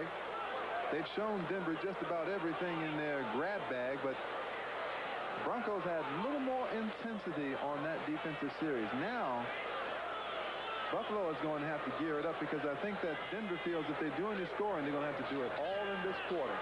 Kidd faces the wind in a punting situation for the first time now. He gets his kickoff. Harden has to circle all the way back to the 26-yard line. At the 30, you lose 1 man, and down at the 33. So a pretty good effort against the wind for the first time, John Kidd. And now the Broncos behind Elway, who went the length of the field in just 3 plays a moment ago, will try it again. The newest weapon in the pass rush arsenal of the Buffalo Bills. That's Cornelius Bennett in his first NFL game. And now with Denver having to come from behind, I guess there's a luxury in knowing that he's going to go in there and try to penetrate and chase Elway. The Bills know that Denver is going to throw the football with the win. It's 21-7. They've got 2 touchdowns to go before they can pull even again. And they want Bennett in there rushing or flushing Elway out of the pocket. Winder and Lang in the backfield. Jackson in motion now as Elway sets the club, and he backpedals, ready to throw. Here comes Bennett and the Bills going deep down the left side. The battle is on, and turning and falling. The intended receiver was Vance Johnson.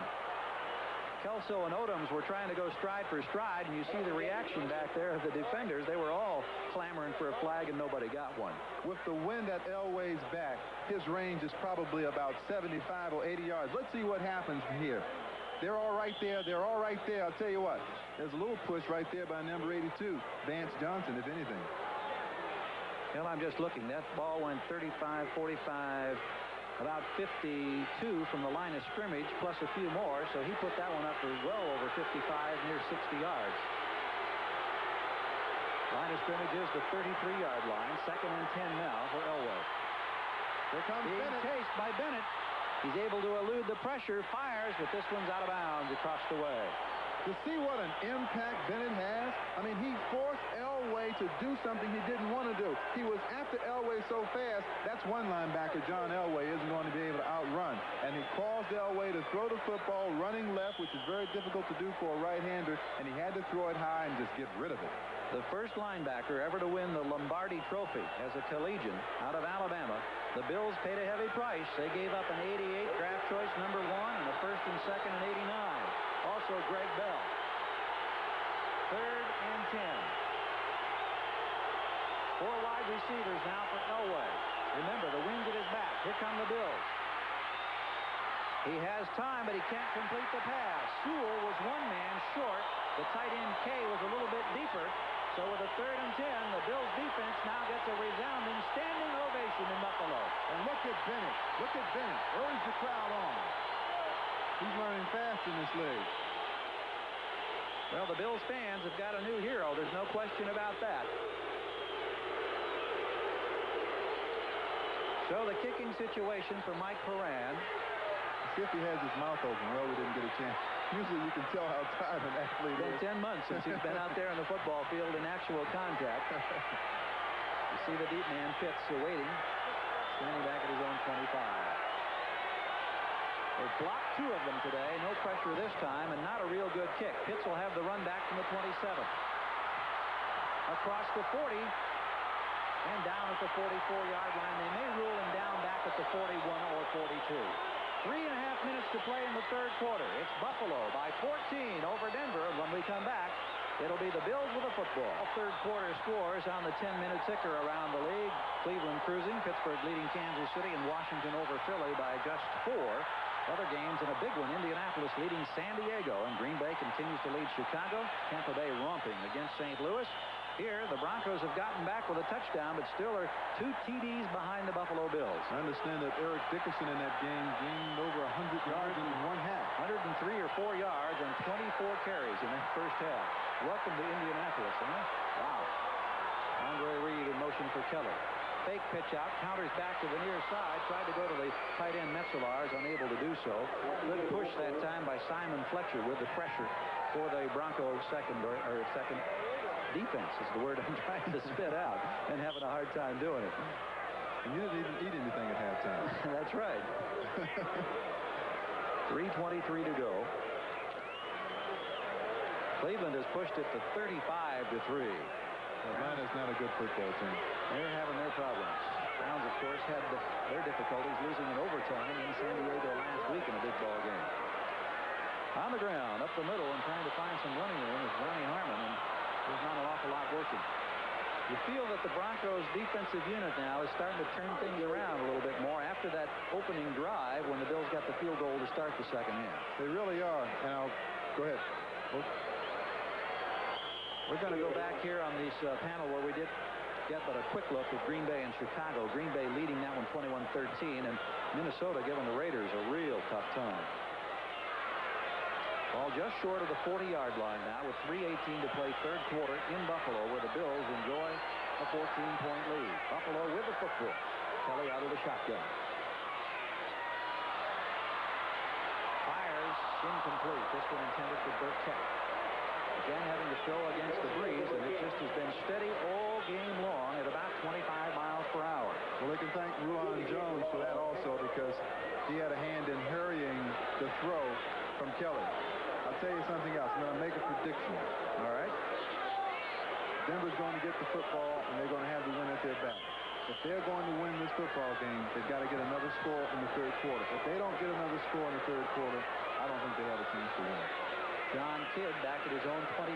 Here comes the Denver rush. He better hurry. Oh, he barely got that off. It's not a good kick. It takes a bounce, however, for the Bills, and he picks up an extra 7 yards, and it goes to about the 29-yard line. He barely got it away. There was a lot of pressure up the middle that time. Only 31 yards into the win. Second half of today's big doubleheader, of course, is coming up. Most of you are going to be seeing the #1 ranked passer, Dan Marino, going head-to-head with Boomer Esiason, who threw for close to 400 yards and a couple of touchdowns last week. That'll be Miami against Cincinnati. Others will see the Oilers and the 49ers. That's another matchup of division leaders. At the 29-yard line, 3 minutes and 3 seconds for Elway to capitalize on the factor that the wind is at his back. Mitchell, the tight end, now in motion. Elway has a man.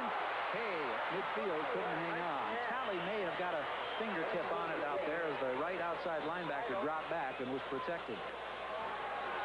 Elway is going to have to go all the way with K, because Orson Mobley, the backup tight end, the big fellow who's about 265 pounds, has injured his ankle, and I don't think he'll return. That's the indication that we have. So that's our first look just a moment ago at Bobby Mitchell, who can double as either a fullback or as a tight end. 2 wide receivers now, and Teal at the bottom. Big speed. Inside handoff. Sewell sweeping to the left. No place to go as he's hit hard at the 30-yard line. Odoms and one of the linebackers over on the far side collided. It was Talley. There's Conlon that comes over, who helped out on the stop, and there's a rookie that's going to help this ball club defensively as well. Here's an unusual situation that you find in the third quarter. I'm surprised that Elway ran that football, because that uses up time on that clock. It's very valuable. They must throw the football on almost every down, so that if it isn't complete, it's incomplete, the clock stops, and they save time. You saw Talley on the sideline favoring that knee. 3rd and 9 for Elway. Broncos trailing 21-7, late third quarter. Bennett trying to flush him out of the pocket, does so, being chased by Smirlis and out of bounds for the loss. Cornelius Bennett with was coming from the left, Smerlis up the middle, and Smerlis ended up forcing him out of bounds. Bennett is the reason why Elway went left. He felt the pressure of Bennett coming around the corner. It was going to be another second before Bennett was going to be able to get to him. Elway went left, was unable to throw the football because he's right-handed and couldn't turn to throw the ball back down the field. And that counts as a sack, the first by the Buffalo Bills against Elway today. And who had 2 kicks blocks, both when he was kicking into the wind in the first half. Both resulted in safety. Now stands back at his own 7-yard line.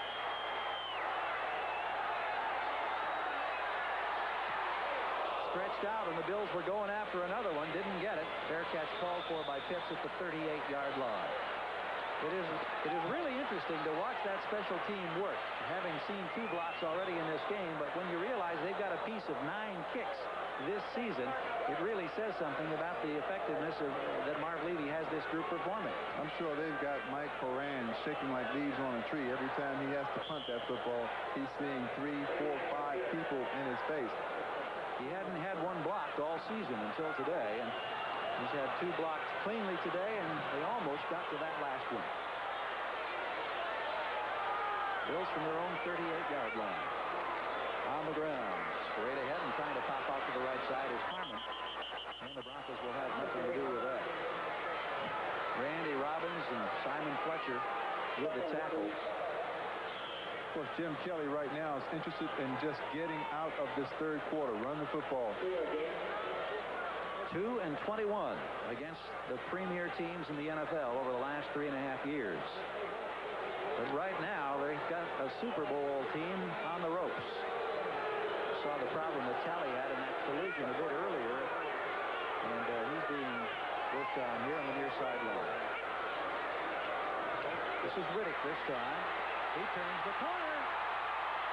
Excellent effort as he got well across midfield, tight-roped the sidelines, and has plenty of yardage, I believe, for the first down, depending whether or not he stepped out of bounds. No, he's got the first down easily.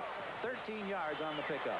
With all of the big-name stars on this field today, Elway, Kelly, and Bennett, is there any question in your mind, Gary, that this has been the most valuable player on the field today? He has done it all.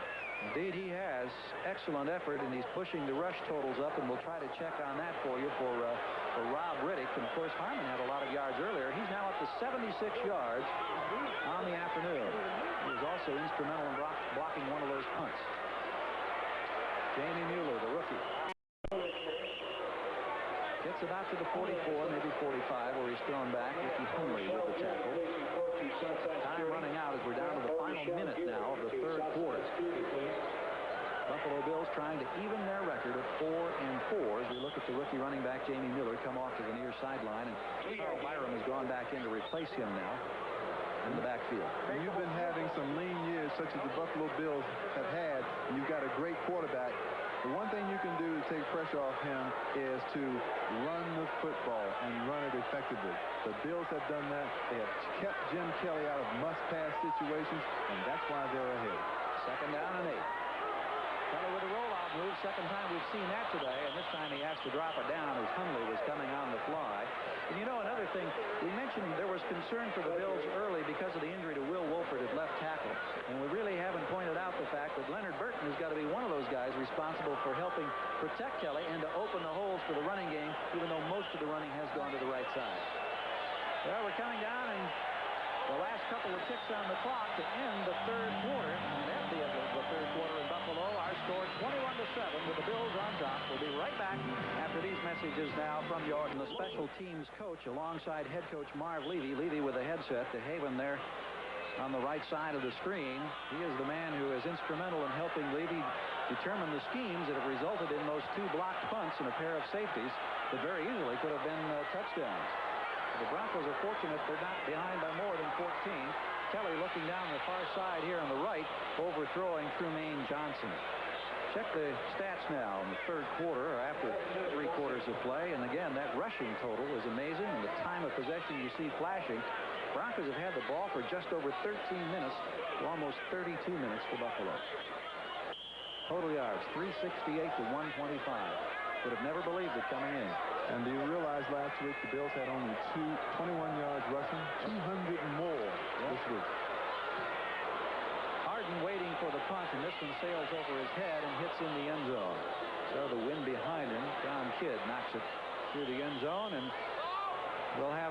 Broncos now working against the wind, still down by 14.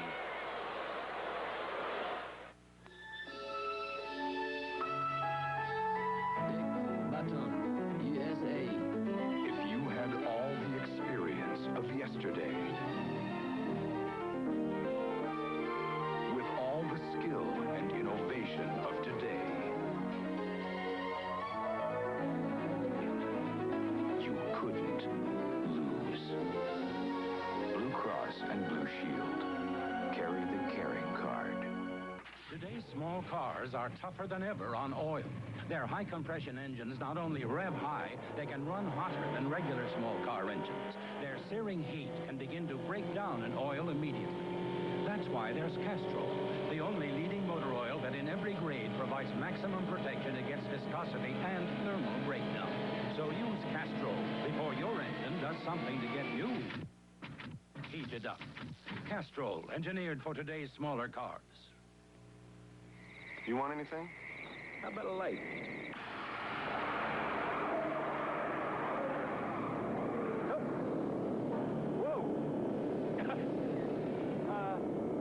Oh, Bob, could you make that a Bud Light? If you want the great taste of Bud Light, ask for it. Did you see? No. Did you? No. Bud Light. Because everything else is just a light. Today's game is brought to you by Bud Light. Everything else is just a light. By AT&T, the right choice. And by Castrol, the motor oil engineered for today's smaller cars. Along with Reggie Rucker, I'm Gary Gerald. We're in Buffalo, where the Bills are leading the Broncos surprisingly 21-7.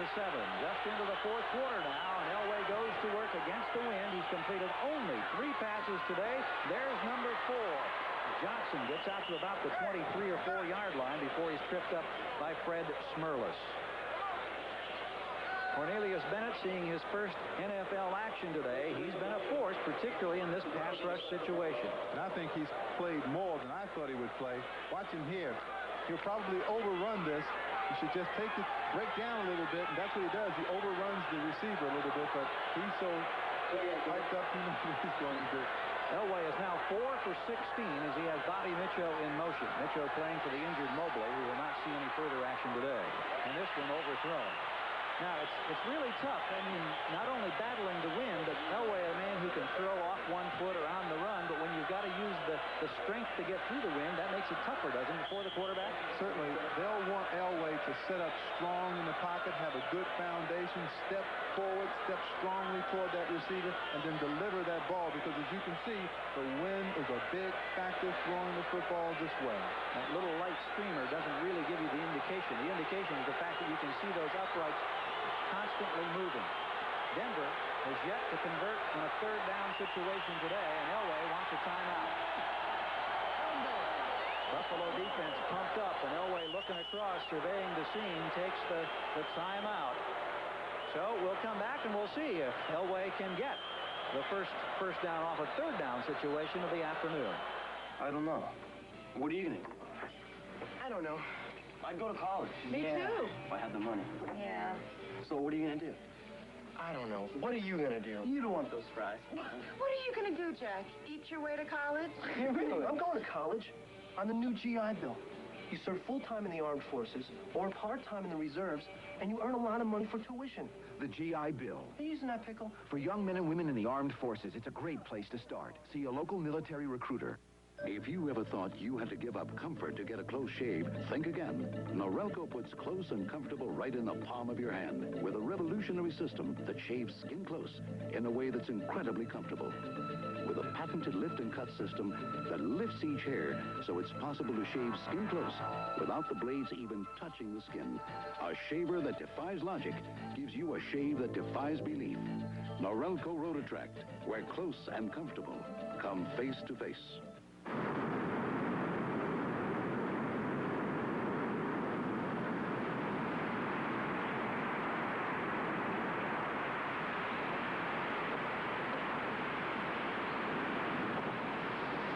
lot of breweries use ordinary tap water to make their beer. Not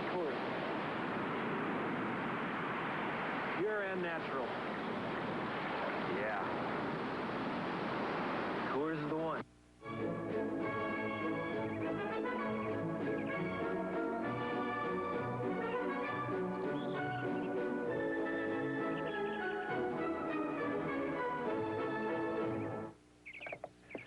Birdie.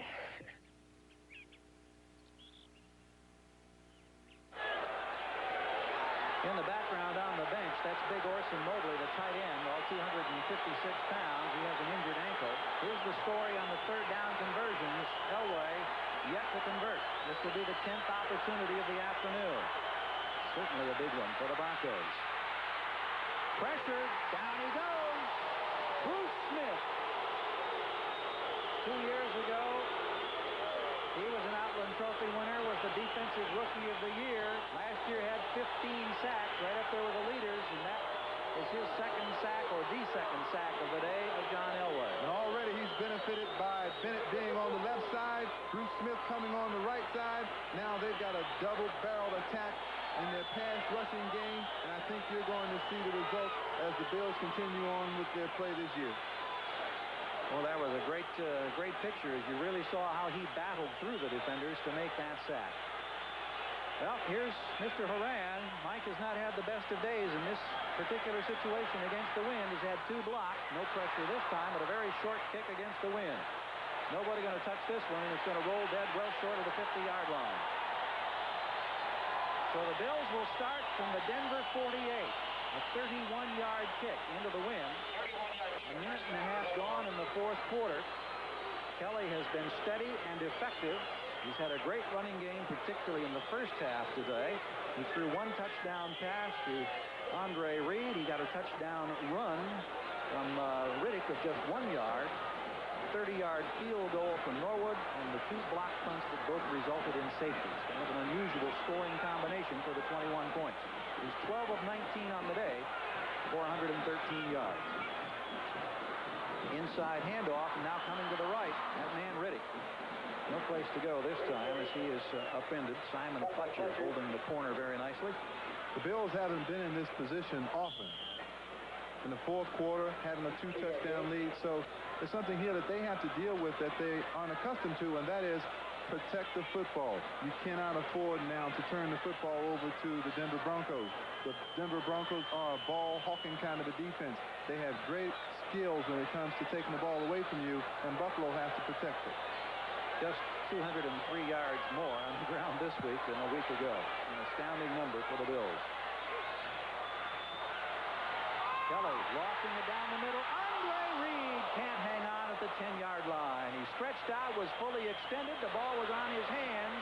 He had the defense beat clearly, but he couldn't make the reception. And even with the wind at your back, the wind can work against you because Kelly just lost the ball, but the wind takes the ball and propels it even beyond the outstretched arms of Andre Reed. Good attempt, though. Oh, he made an excellent stab at trying to come up with that one. Couldn't quite do it. So now it's third down for the Bills. 46-yard line in Denver territory. 12:40 to go in the ball game.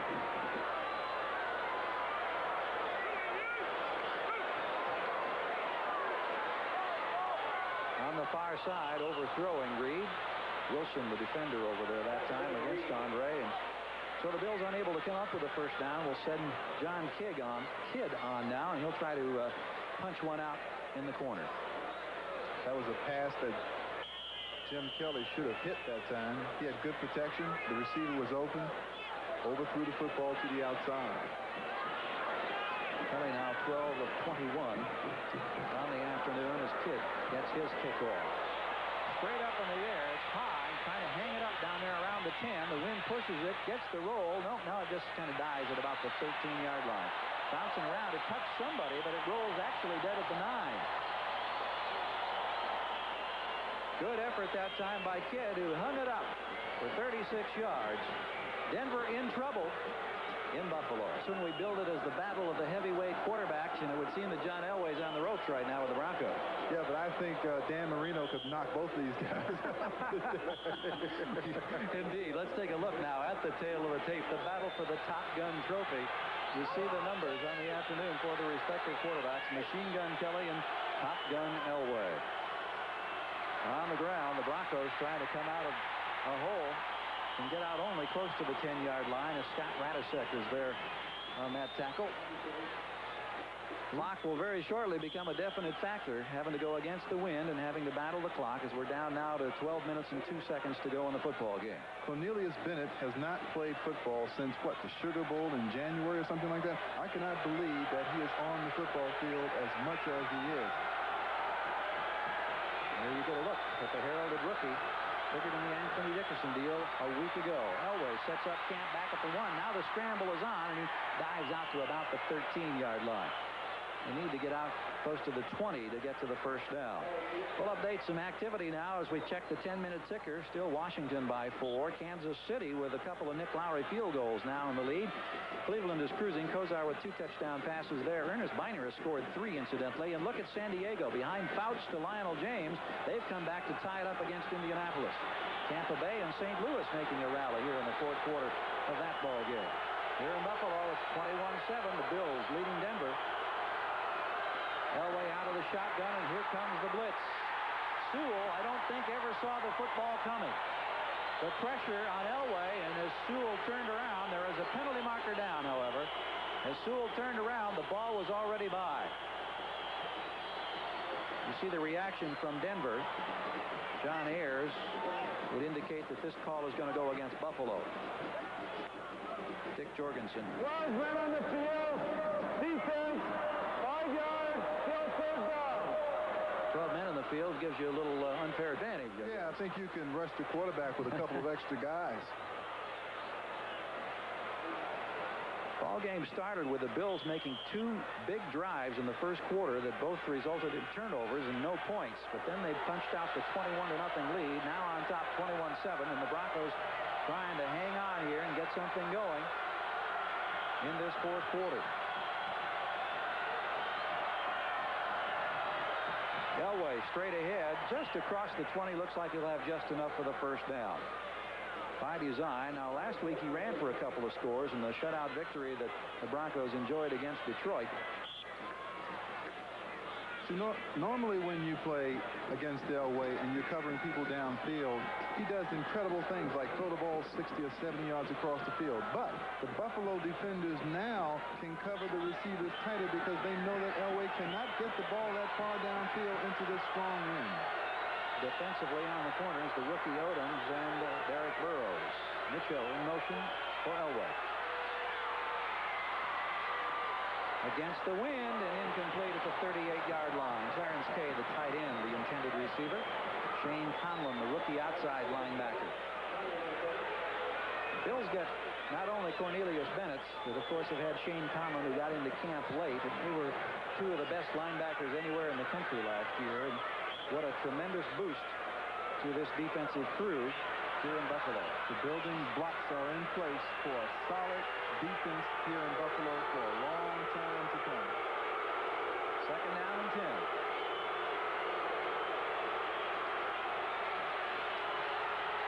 Elway retreats, sets up the screen, and Sewell can't hang on. Pressure that time from Conlon, who was also coming up front. Elway trying to set up the screen, but unable to do so. Look at the numbers for John Elway. Just 4 of 19, 74 yards. Has to be a frustrating evening for Elway. He's been moving too much. He hasn't been able to set himself. Great pressure on him. Fewest number of passes in any game this year. He had completed 16. He's completed just 4 this afternoon.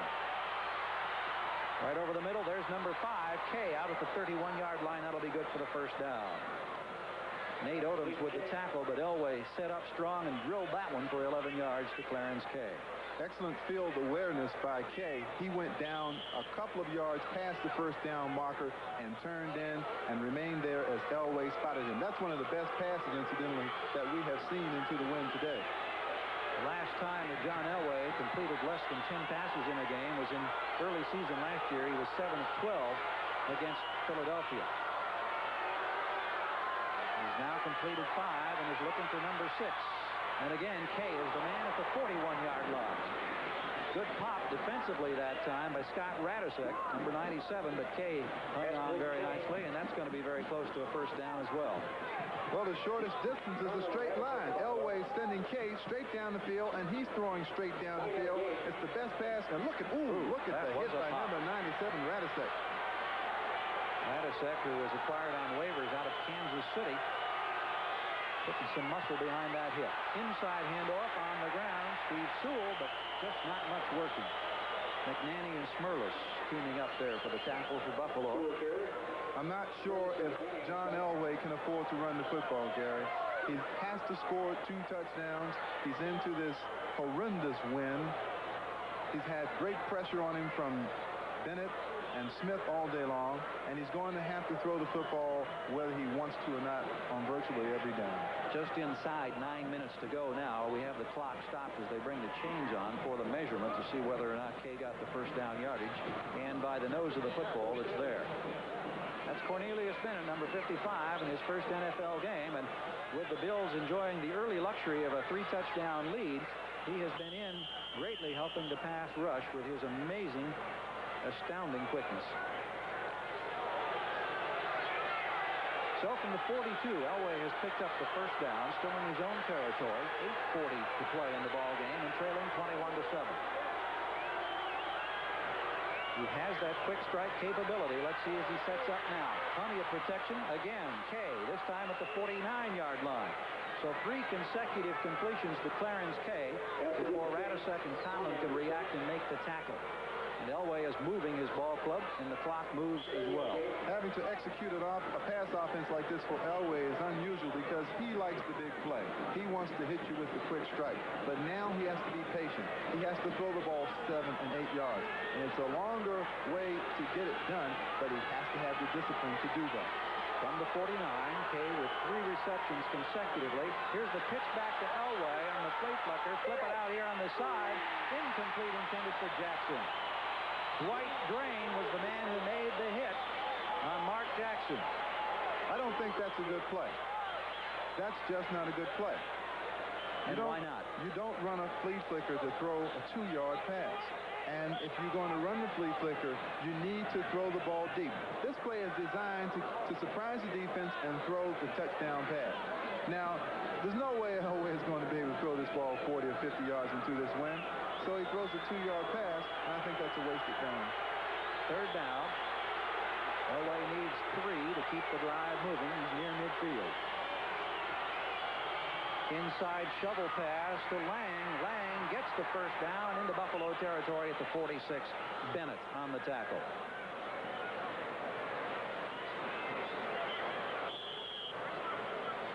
Lang for the first down. A lot of things that an athlete brings to the game, but there's some things you can't teach. Let's watch number 55, Bennett, react to this play, and look how quickly he's back on the ball carrier. He was 5 yards away from the ball carrier when that initial contact was made, and then he just popped, was right there to finish him off. At the 45, first down, the fake in trouble. He avoids Bennett and then throws and completes the pass. Nice catch out of the backfield by Gene Lang, and a good effort by Elway as Bennett was right there, and you see Bennett's reaction because he thought he had a sack. Watch his mouth. I promise you he's got his mouth wide open. He has to be tired. Now he's on Elway. Watch, left side of your screen. Flash. He's on Elway before Elway has even set up. That's impossible. I think Elway needs to vary his cadence a little bit because Bennett is getting a jump on him. 43-yard line. Denver with the football in Buffalo territory, trailing by 14. Elway looks off one man, now goes deep and completes the pass to Johnson at the 33-yard line. Johnson pulls it in. Derek Burrows is there to defend for the Bills, but Elway patiently moving his ball club has another first down. The clock continuing to run now at 6:52 after that 11-yard pickup. Vance Johnson on the sideline, number 82. We talked about that extraordinary individual brilliance by Elway. We're beginning to see it now. With all the pressure that he's getting from the Bills and with the wind conditions, he is now bringing the Broncos back. Elway looking on the right side. Ricky Nattiel at the 19-yard line and down at the 15. Natil came on to replace Johnson, who may have been shaken up in the last play. And Natil, the fine rookie, pulled that one in. And an 18-yard pickup. Watch it now. He just turns loose that howitzer of his. Natil makes certain of the catch using his body to prevent the ball from getting away from him. And if he scores here and scores quickly enough, look out. Johnson is back in the lineup now for Denver. From the 15-yard line, first down, Mitchell in motion. Four-man rush, and Elway right over the middle. Touchdown! Oh, what a hit. Johnson held on, and he was hammered. Mark Kelso was there, and Elway with a 15-yard bullet against the wind right down the middle. Folks, if you want to know what this is like, think in terms of running out into the street and looking backwards, because that's exactly what happens when you run into the middle of the field in the National Football League. The receiver's looking one way, he's concentrating on the catch, and then, wow, look at the hit by Burrows. And I'll tell you what, Vance Johnson held on. That's the greatest feeling you can have as a wide receiver. They got a whistle. You saw something come through the frame of the picture there. Somebody threw something down onto the field from the stands, and Carlos reacted very nicely. It looked like a little toy football or something, play football that somebody flipped down there out of the stands. Of course, that brings to mind the famous snowball incident of a couple of years ago in Denver on one of those Monday night games against the 49ers. That was an impressive drive. Yes, indeed it was. And you talked about the patience necessary against the wind and with the clock ticking down. And Elway executed a masterful drive right there. The all-important conversion attempt for Rich Carlos. No problem there as he nails it through. So we've got 5 minutes and 50 seconds to go. Elway has moved the Broncos down the field to a second touchdown, and you see the separation now of 7 points. We've got a different ball game on our hands right now. The entire passing strategy changed on that drive. Elway concentrated on the hook patterns and the patterns 9-10 yards right over the middle. Passes that could be completed. Now, they may not have been spectacular as what he's accustomed to, but they were successful. That's what happens to a quarterback right there. A lot of the times he never sees the completion. Well, he drilled it into Vance Johnson's everlasting credit, how he hung on after that hit from Mark Kelso. That amazes me. Johnson getting his 4th touchdown reception of the year. And you see the numbers now for Elway. And after, remember, it wasn't that long ago, we were 3 for 15 in this category, and now he's 12 for 28. And at long last, there's a smile on his face. And that's how you build reputations. Legends are made like that. People will say, I'll never forget the drive that Elway made into the wind. Or I'll never forget the drive last year in the AFC Championship game, 98 yards for a touchdown. And Vance Johnson being able to hang on to a football in traffic. When other defensive backs around the league see that, they're going to say he's a tough receiver. Well, that's made it a 21-14 ball game. We're going to take one more look at this touchdown to give you an impact, a feel of the impact. Well, you really can't appreciate what I'm talking about unless you've been in that situation before. Well, you've been there. You played in this league for a lot of years, and I know you had your share of hits, and I'm just glad that this body never had to take punishment like that. My goodness. My playing partner in those days, who's back in Denver, Dave Logan, outstanding receiver, used to take a lot of those hits just like that. So the kickoff now to the Bills. Ball hits some man, and now it's picked up.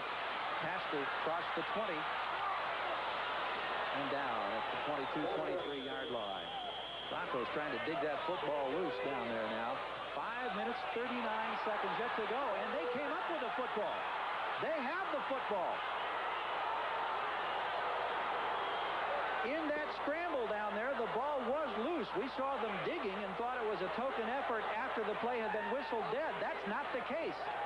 And the Broncos, who were on the ropes not that many minutes ago, have an opportunity right now as they have forced the turnover, and we'll take another look. Tasker going to the right of your screen, number 89, carrying that ball very loosely. He does not have two hands on it, and that ball comes out before his knees touch the ground. And Denver is on it. Trying to see which one of the Broncos came out of there with the football. Dick Jorgensen. Replay is reviewing the play. There's the booth. Art McNally, who is the chief of officials for the National Football League, is here as the replay official today as the reviewing process is underway. And you can imagine the thoughts churning now through the minds of Dan Reeves, because this is a critical call coming up right here. Not to mention the thoughts going through this gentleman's head, Marv Levy. Well, let's take another look at it. As you can see, to the right of your screen, number 89, Tasker, is held up right there. Now, if his knees don't touch the ground, it's a good call. I can't tell from that angle. I couldn't tell. But apparently from this angle here, I think will give you a better idea that I think that it's a good call. Now, see, his knees aren't down yet. The ball's out. The ball is out. The ball belongs to Denver. The ball is out of there. Yep. We're waiting for the official judgment from upstairs. Mark Munford was the man down here who got on top of the football for the Broncos. And you really have to maintain your poise in that situation, because the worst thing you can have happen, let's listen.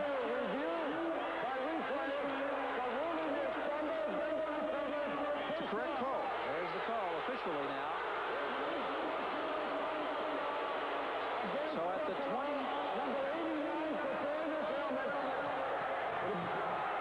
23-yard line,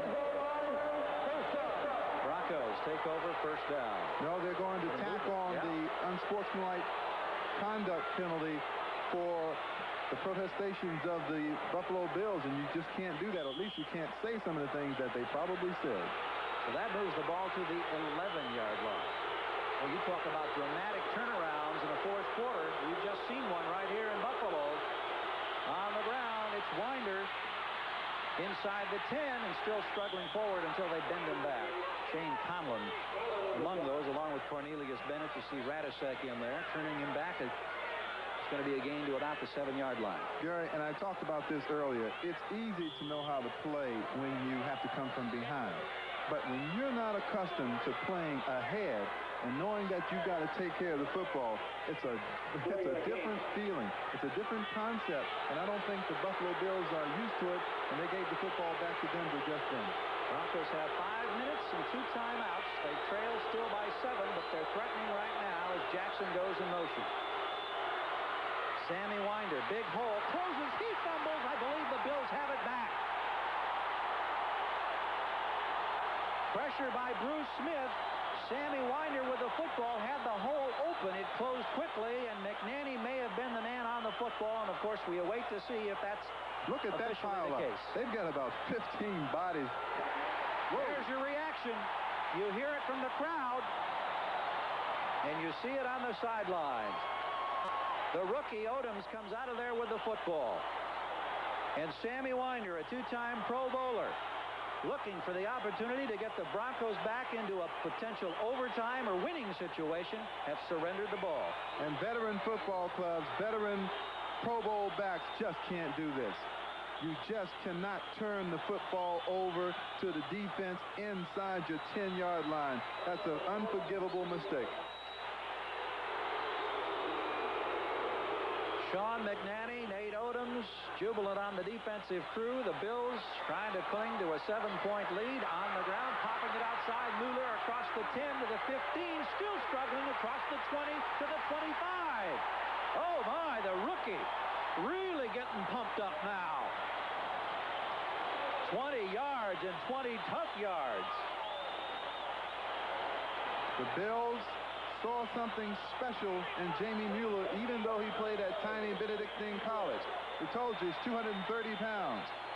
Runs about a 4.5 40. Picks up 20 yards right now. Won't go down. Even though the Denver Broncos are tackling the football, they're going for the football first and the tackle second. 6 carries, 49 yards for the rookie. And have the Bills been impressive on the ground today? 4 minutes exactly to go. Reed in motion. Riddick, not much this time as he works the right side to the line of scrimmage. We'll go back to the 10-minute ticker now, and we'll check the stretch run in other games around the country. Pittsburgh back in front of Kansas City on the field goal, and Philadelphia has taken a lead over Washington on a field goal. So a couple of changes transpiring in close games there. Cleveland, as you saw, breezing. Green Bay still over Chicago. San Diego for the first time not only in the lead, but that is a final score. And again, San Diego with a comeback victory. They've done it all season. Raiders also coming back, trailing by 3. And look at this. St. Louis leads Tampa Bay by 3. A lot of dramatic turnaround. Denver had the opportunity, but their first turnover has given the Bills the opportunity to try to win this one. And Harmon on the swing pass from Kelly. Can't find running room before Jim Ryan makes the tackle. Counting down close to the 3-minute mark. 3:01 right now. There's the rookie Odoms. He came out of there with a big football just a short time ago. The reaction here at Rick Stadium was the announcement of San Diego's victory over Indianapolis. And it's got a big, big roar. Our attendance today was 63,698 for this one. You see the time remaining and the score. 2-minute warning coming up. But a critical turnover the Broncos made a moment ago, their first of the ball game. Kelly looking for Andre Reed. Got him at midfield. Out of bounds at the 49-yard line. And the reason why he caught that pass, Steve Wilson pulled a muscle on the play. Steve Wilson pulled a muscle on the play and couldn't keep coverage. Left side of your screen. Number 45 is Wilson. Now he's pulled up. Watch. Yeah, he's grabbing pulled there up on a muscle. Andre Reed beat him badly. Big play by Killian Reed. First down, close to midfield at the 49. 2:24 to go. Kelly took a shot, too, because he was hunkered over as he came away after throwing the ball, but he's all right. Hand off, power back, Jamie Mueller. Into Denver territory now, and the countdown toward the 2-minute warning. Rulon Jones in on the tackle. That's Riddick on the sidelines, and he obviously is hurting. Denver has taken a timeout now before the 2-minute warning. We have 2 minutes and 16 seconds left to go in this ball game. We're going to go to NFL New York and Bob Costas. Well, a week ago against Cleveland in overtime, Vince Abbott won it for the Chargers. Here's his 39-yarder with 12 seconds to play at the Hoosier Dome bingo. After trailing 13-0, San Diego, now 7-1, comes back to beat the Colts 16-13. Oh, the comebacks continue for San Diego. They have been impressive, and a lot of people starting to believe that Al Saunders has got a real ball club. You can see they continue to work down here on Rob Riddick. Riddick, who's just had a tremendous day for the Buffalo Bills, holding the back of his head, and they're bandaging up on any movement there on that right arm. That has a rather ominous look. That would be a big loss for the Buffalo Bills. Man who scored a touchdown, has run for good yardage today, blocked a punt for a safety that was almost a touchdown. I'll tell you why it's such a big loss, because it appears that the Buffalo Bills are going to be tied for first place in the AFC East Division. And in order to keep that thing going, if they want to think big, they need all of the parts. And, of course, Riddick is a big part of that offense. Indianapolis losing today, now 4-4. New England with a win would be 5-3. Here's Mueller. Boy, look at the rookie popping people around. He just puts his head down and wants to run through them. He is strong. I think they may have found the fullback. Mueller, rare combination of power and speed. Watch number 39 now. He's going to break outside. Fullbacks don't usually do this because they don't have the speed to get around the corner. But this young fella does. Puts his head down. Tony Lilly went bouncing. I didn't see who that was because he went flying. Tony Lilly, number 22. 9 yards on the pickup. 2:11 to go. Bills moving the football, protecting a 7-point lead. Mueller, no place this time. Lost the football for the second time today. Bills maintain possession. Mueller had a fumble in the first quarter, and the Bills had a long drive that was negated by the fumble, and here he loses it, but the Bills get it back, and we see Riddick headed for the locker room. 2-minute warning in Buffalo. Bills in possession of Coa presents Fantastic Finishes, 1986. The Indianapolis Colts are losing again, this time to Atlanta. Trailing by 2 with only 20 seconds left, all they can do is watch as the Falcons prepare to kick it away. 14 straight losses for the Colts now. Hold it. The punt is blocked. Tate Randall spiked it. It's bouncing back to the 15. Eugene Daniels scoops it up and trots home. Colts win. 2 minutes to go in Buffalo. I'm Gary Gerald along with Reggie Rucker. It's been an entertaining afternoon of football. The Broncos were on the ropes, came back, got the turnover they wanted with an opportunity to tie tie this ball game at 21, but then Sammy Winder fumbled. The Bills took possession on the recovery, and they have now moved into Denver territory, and they have to protect for 2 more minutes to get what would be their 4th win of the year and bring them up to 500 football. Let's take a look at the Denver Broncos report card on the day today. Elway, who had so many problems in the first half trying to complete passes against the wind, got the numbers going as he generated a couple of scoring drives after all. We'll take a look at the report card after this particular play. On the ground, Harmon circling to the left for one of the few times today and gets only to the 35-yard line. Simon Fletcher, and you can hear the hollering along the sideline for the timeout, stops the clock with 1:49 to go. Still 21-14. Bills have exhausted their supply of timeouts now. They can no longer stop the clock. 1:58 to play. Buffalo leading this one 21-14, and they have the ball in Denver territory just short of the 35-yard line. Dan Reeves, a very concerned head coach. We mentioned earlier the tough schedule that the Broncos have. They've got Chicago next Monday night, and they're at Los Angeles against the Raiders, at San Diego. Chargers again a winner today, then New England. Life's going to be tough in that AFC Western Division. It's a tough game. Indeed it is. A lot of balance in the league. Here's the inside handoff to Ronnie Harmon. Harmon being chased, using some clock. Wants to stay in bounds. Did a nice job of doing so right there to keep the clock moving. You see the countdown continuing. Kelly with a 9-yard touchdown pass to Andre Reed. On the ground, Riddick scored 1 from a yard out. 2 blocked punts that led to a pair of safeties, and then a 30-yard field goal from Norwood constitutes the 21 points for Buffalo. Elway had a 15-yard touchdown pass to Johnson, and Sammy Winder had a 6-yard touchdown run, resulting in the only scores. So now with a 4th down for Buffalo, the Broncos going to get their hands, it appears, on the football, and the clock continuing to count down. 1:05, and they're taking it down all the way, and we'll take the 5-yard penalty. 1:02 to go.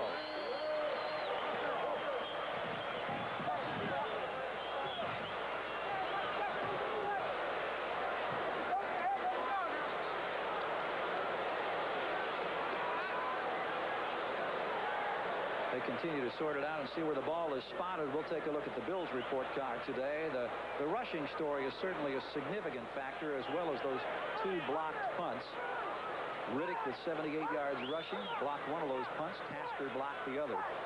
For a team that gained only 21 yards on the ground last week, losing to Washington today, what a turnaround with 259 yards rushing. Well, you know the Broncos are going to be coming this time. John Kidd standing back at his own 46-yard line. Here they come. He gets the kick away, hangs it up high. Nobody back there. It bounces at the 5 and into the end zone. They'll bring it back out to the 20.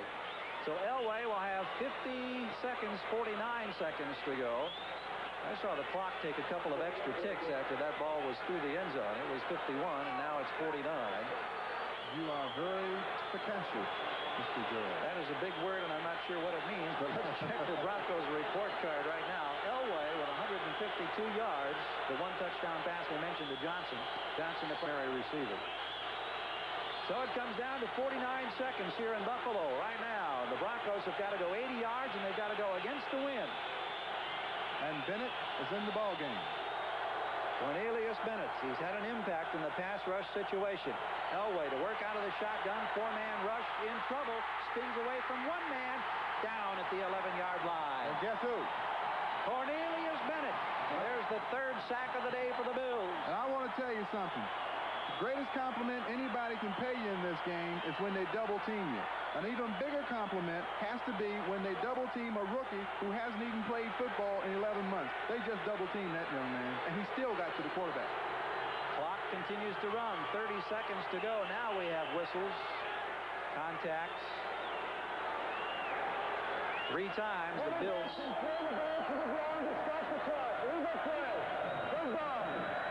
3 times the Bills have gotten to Elway today.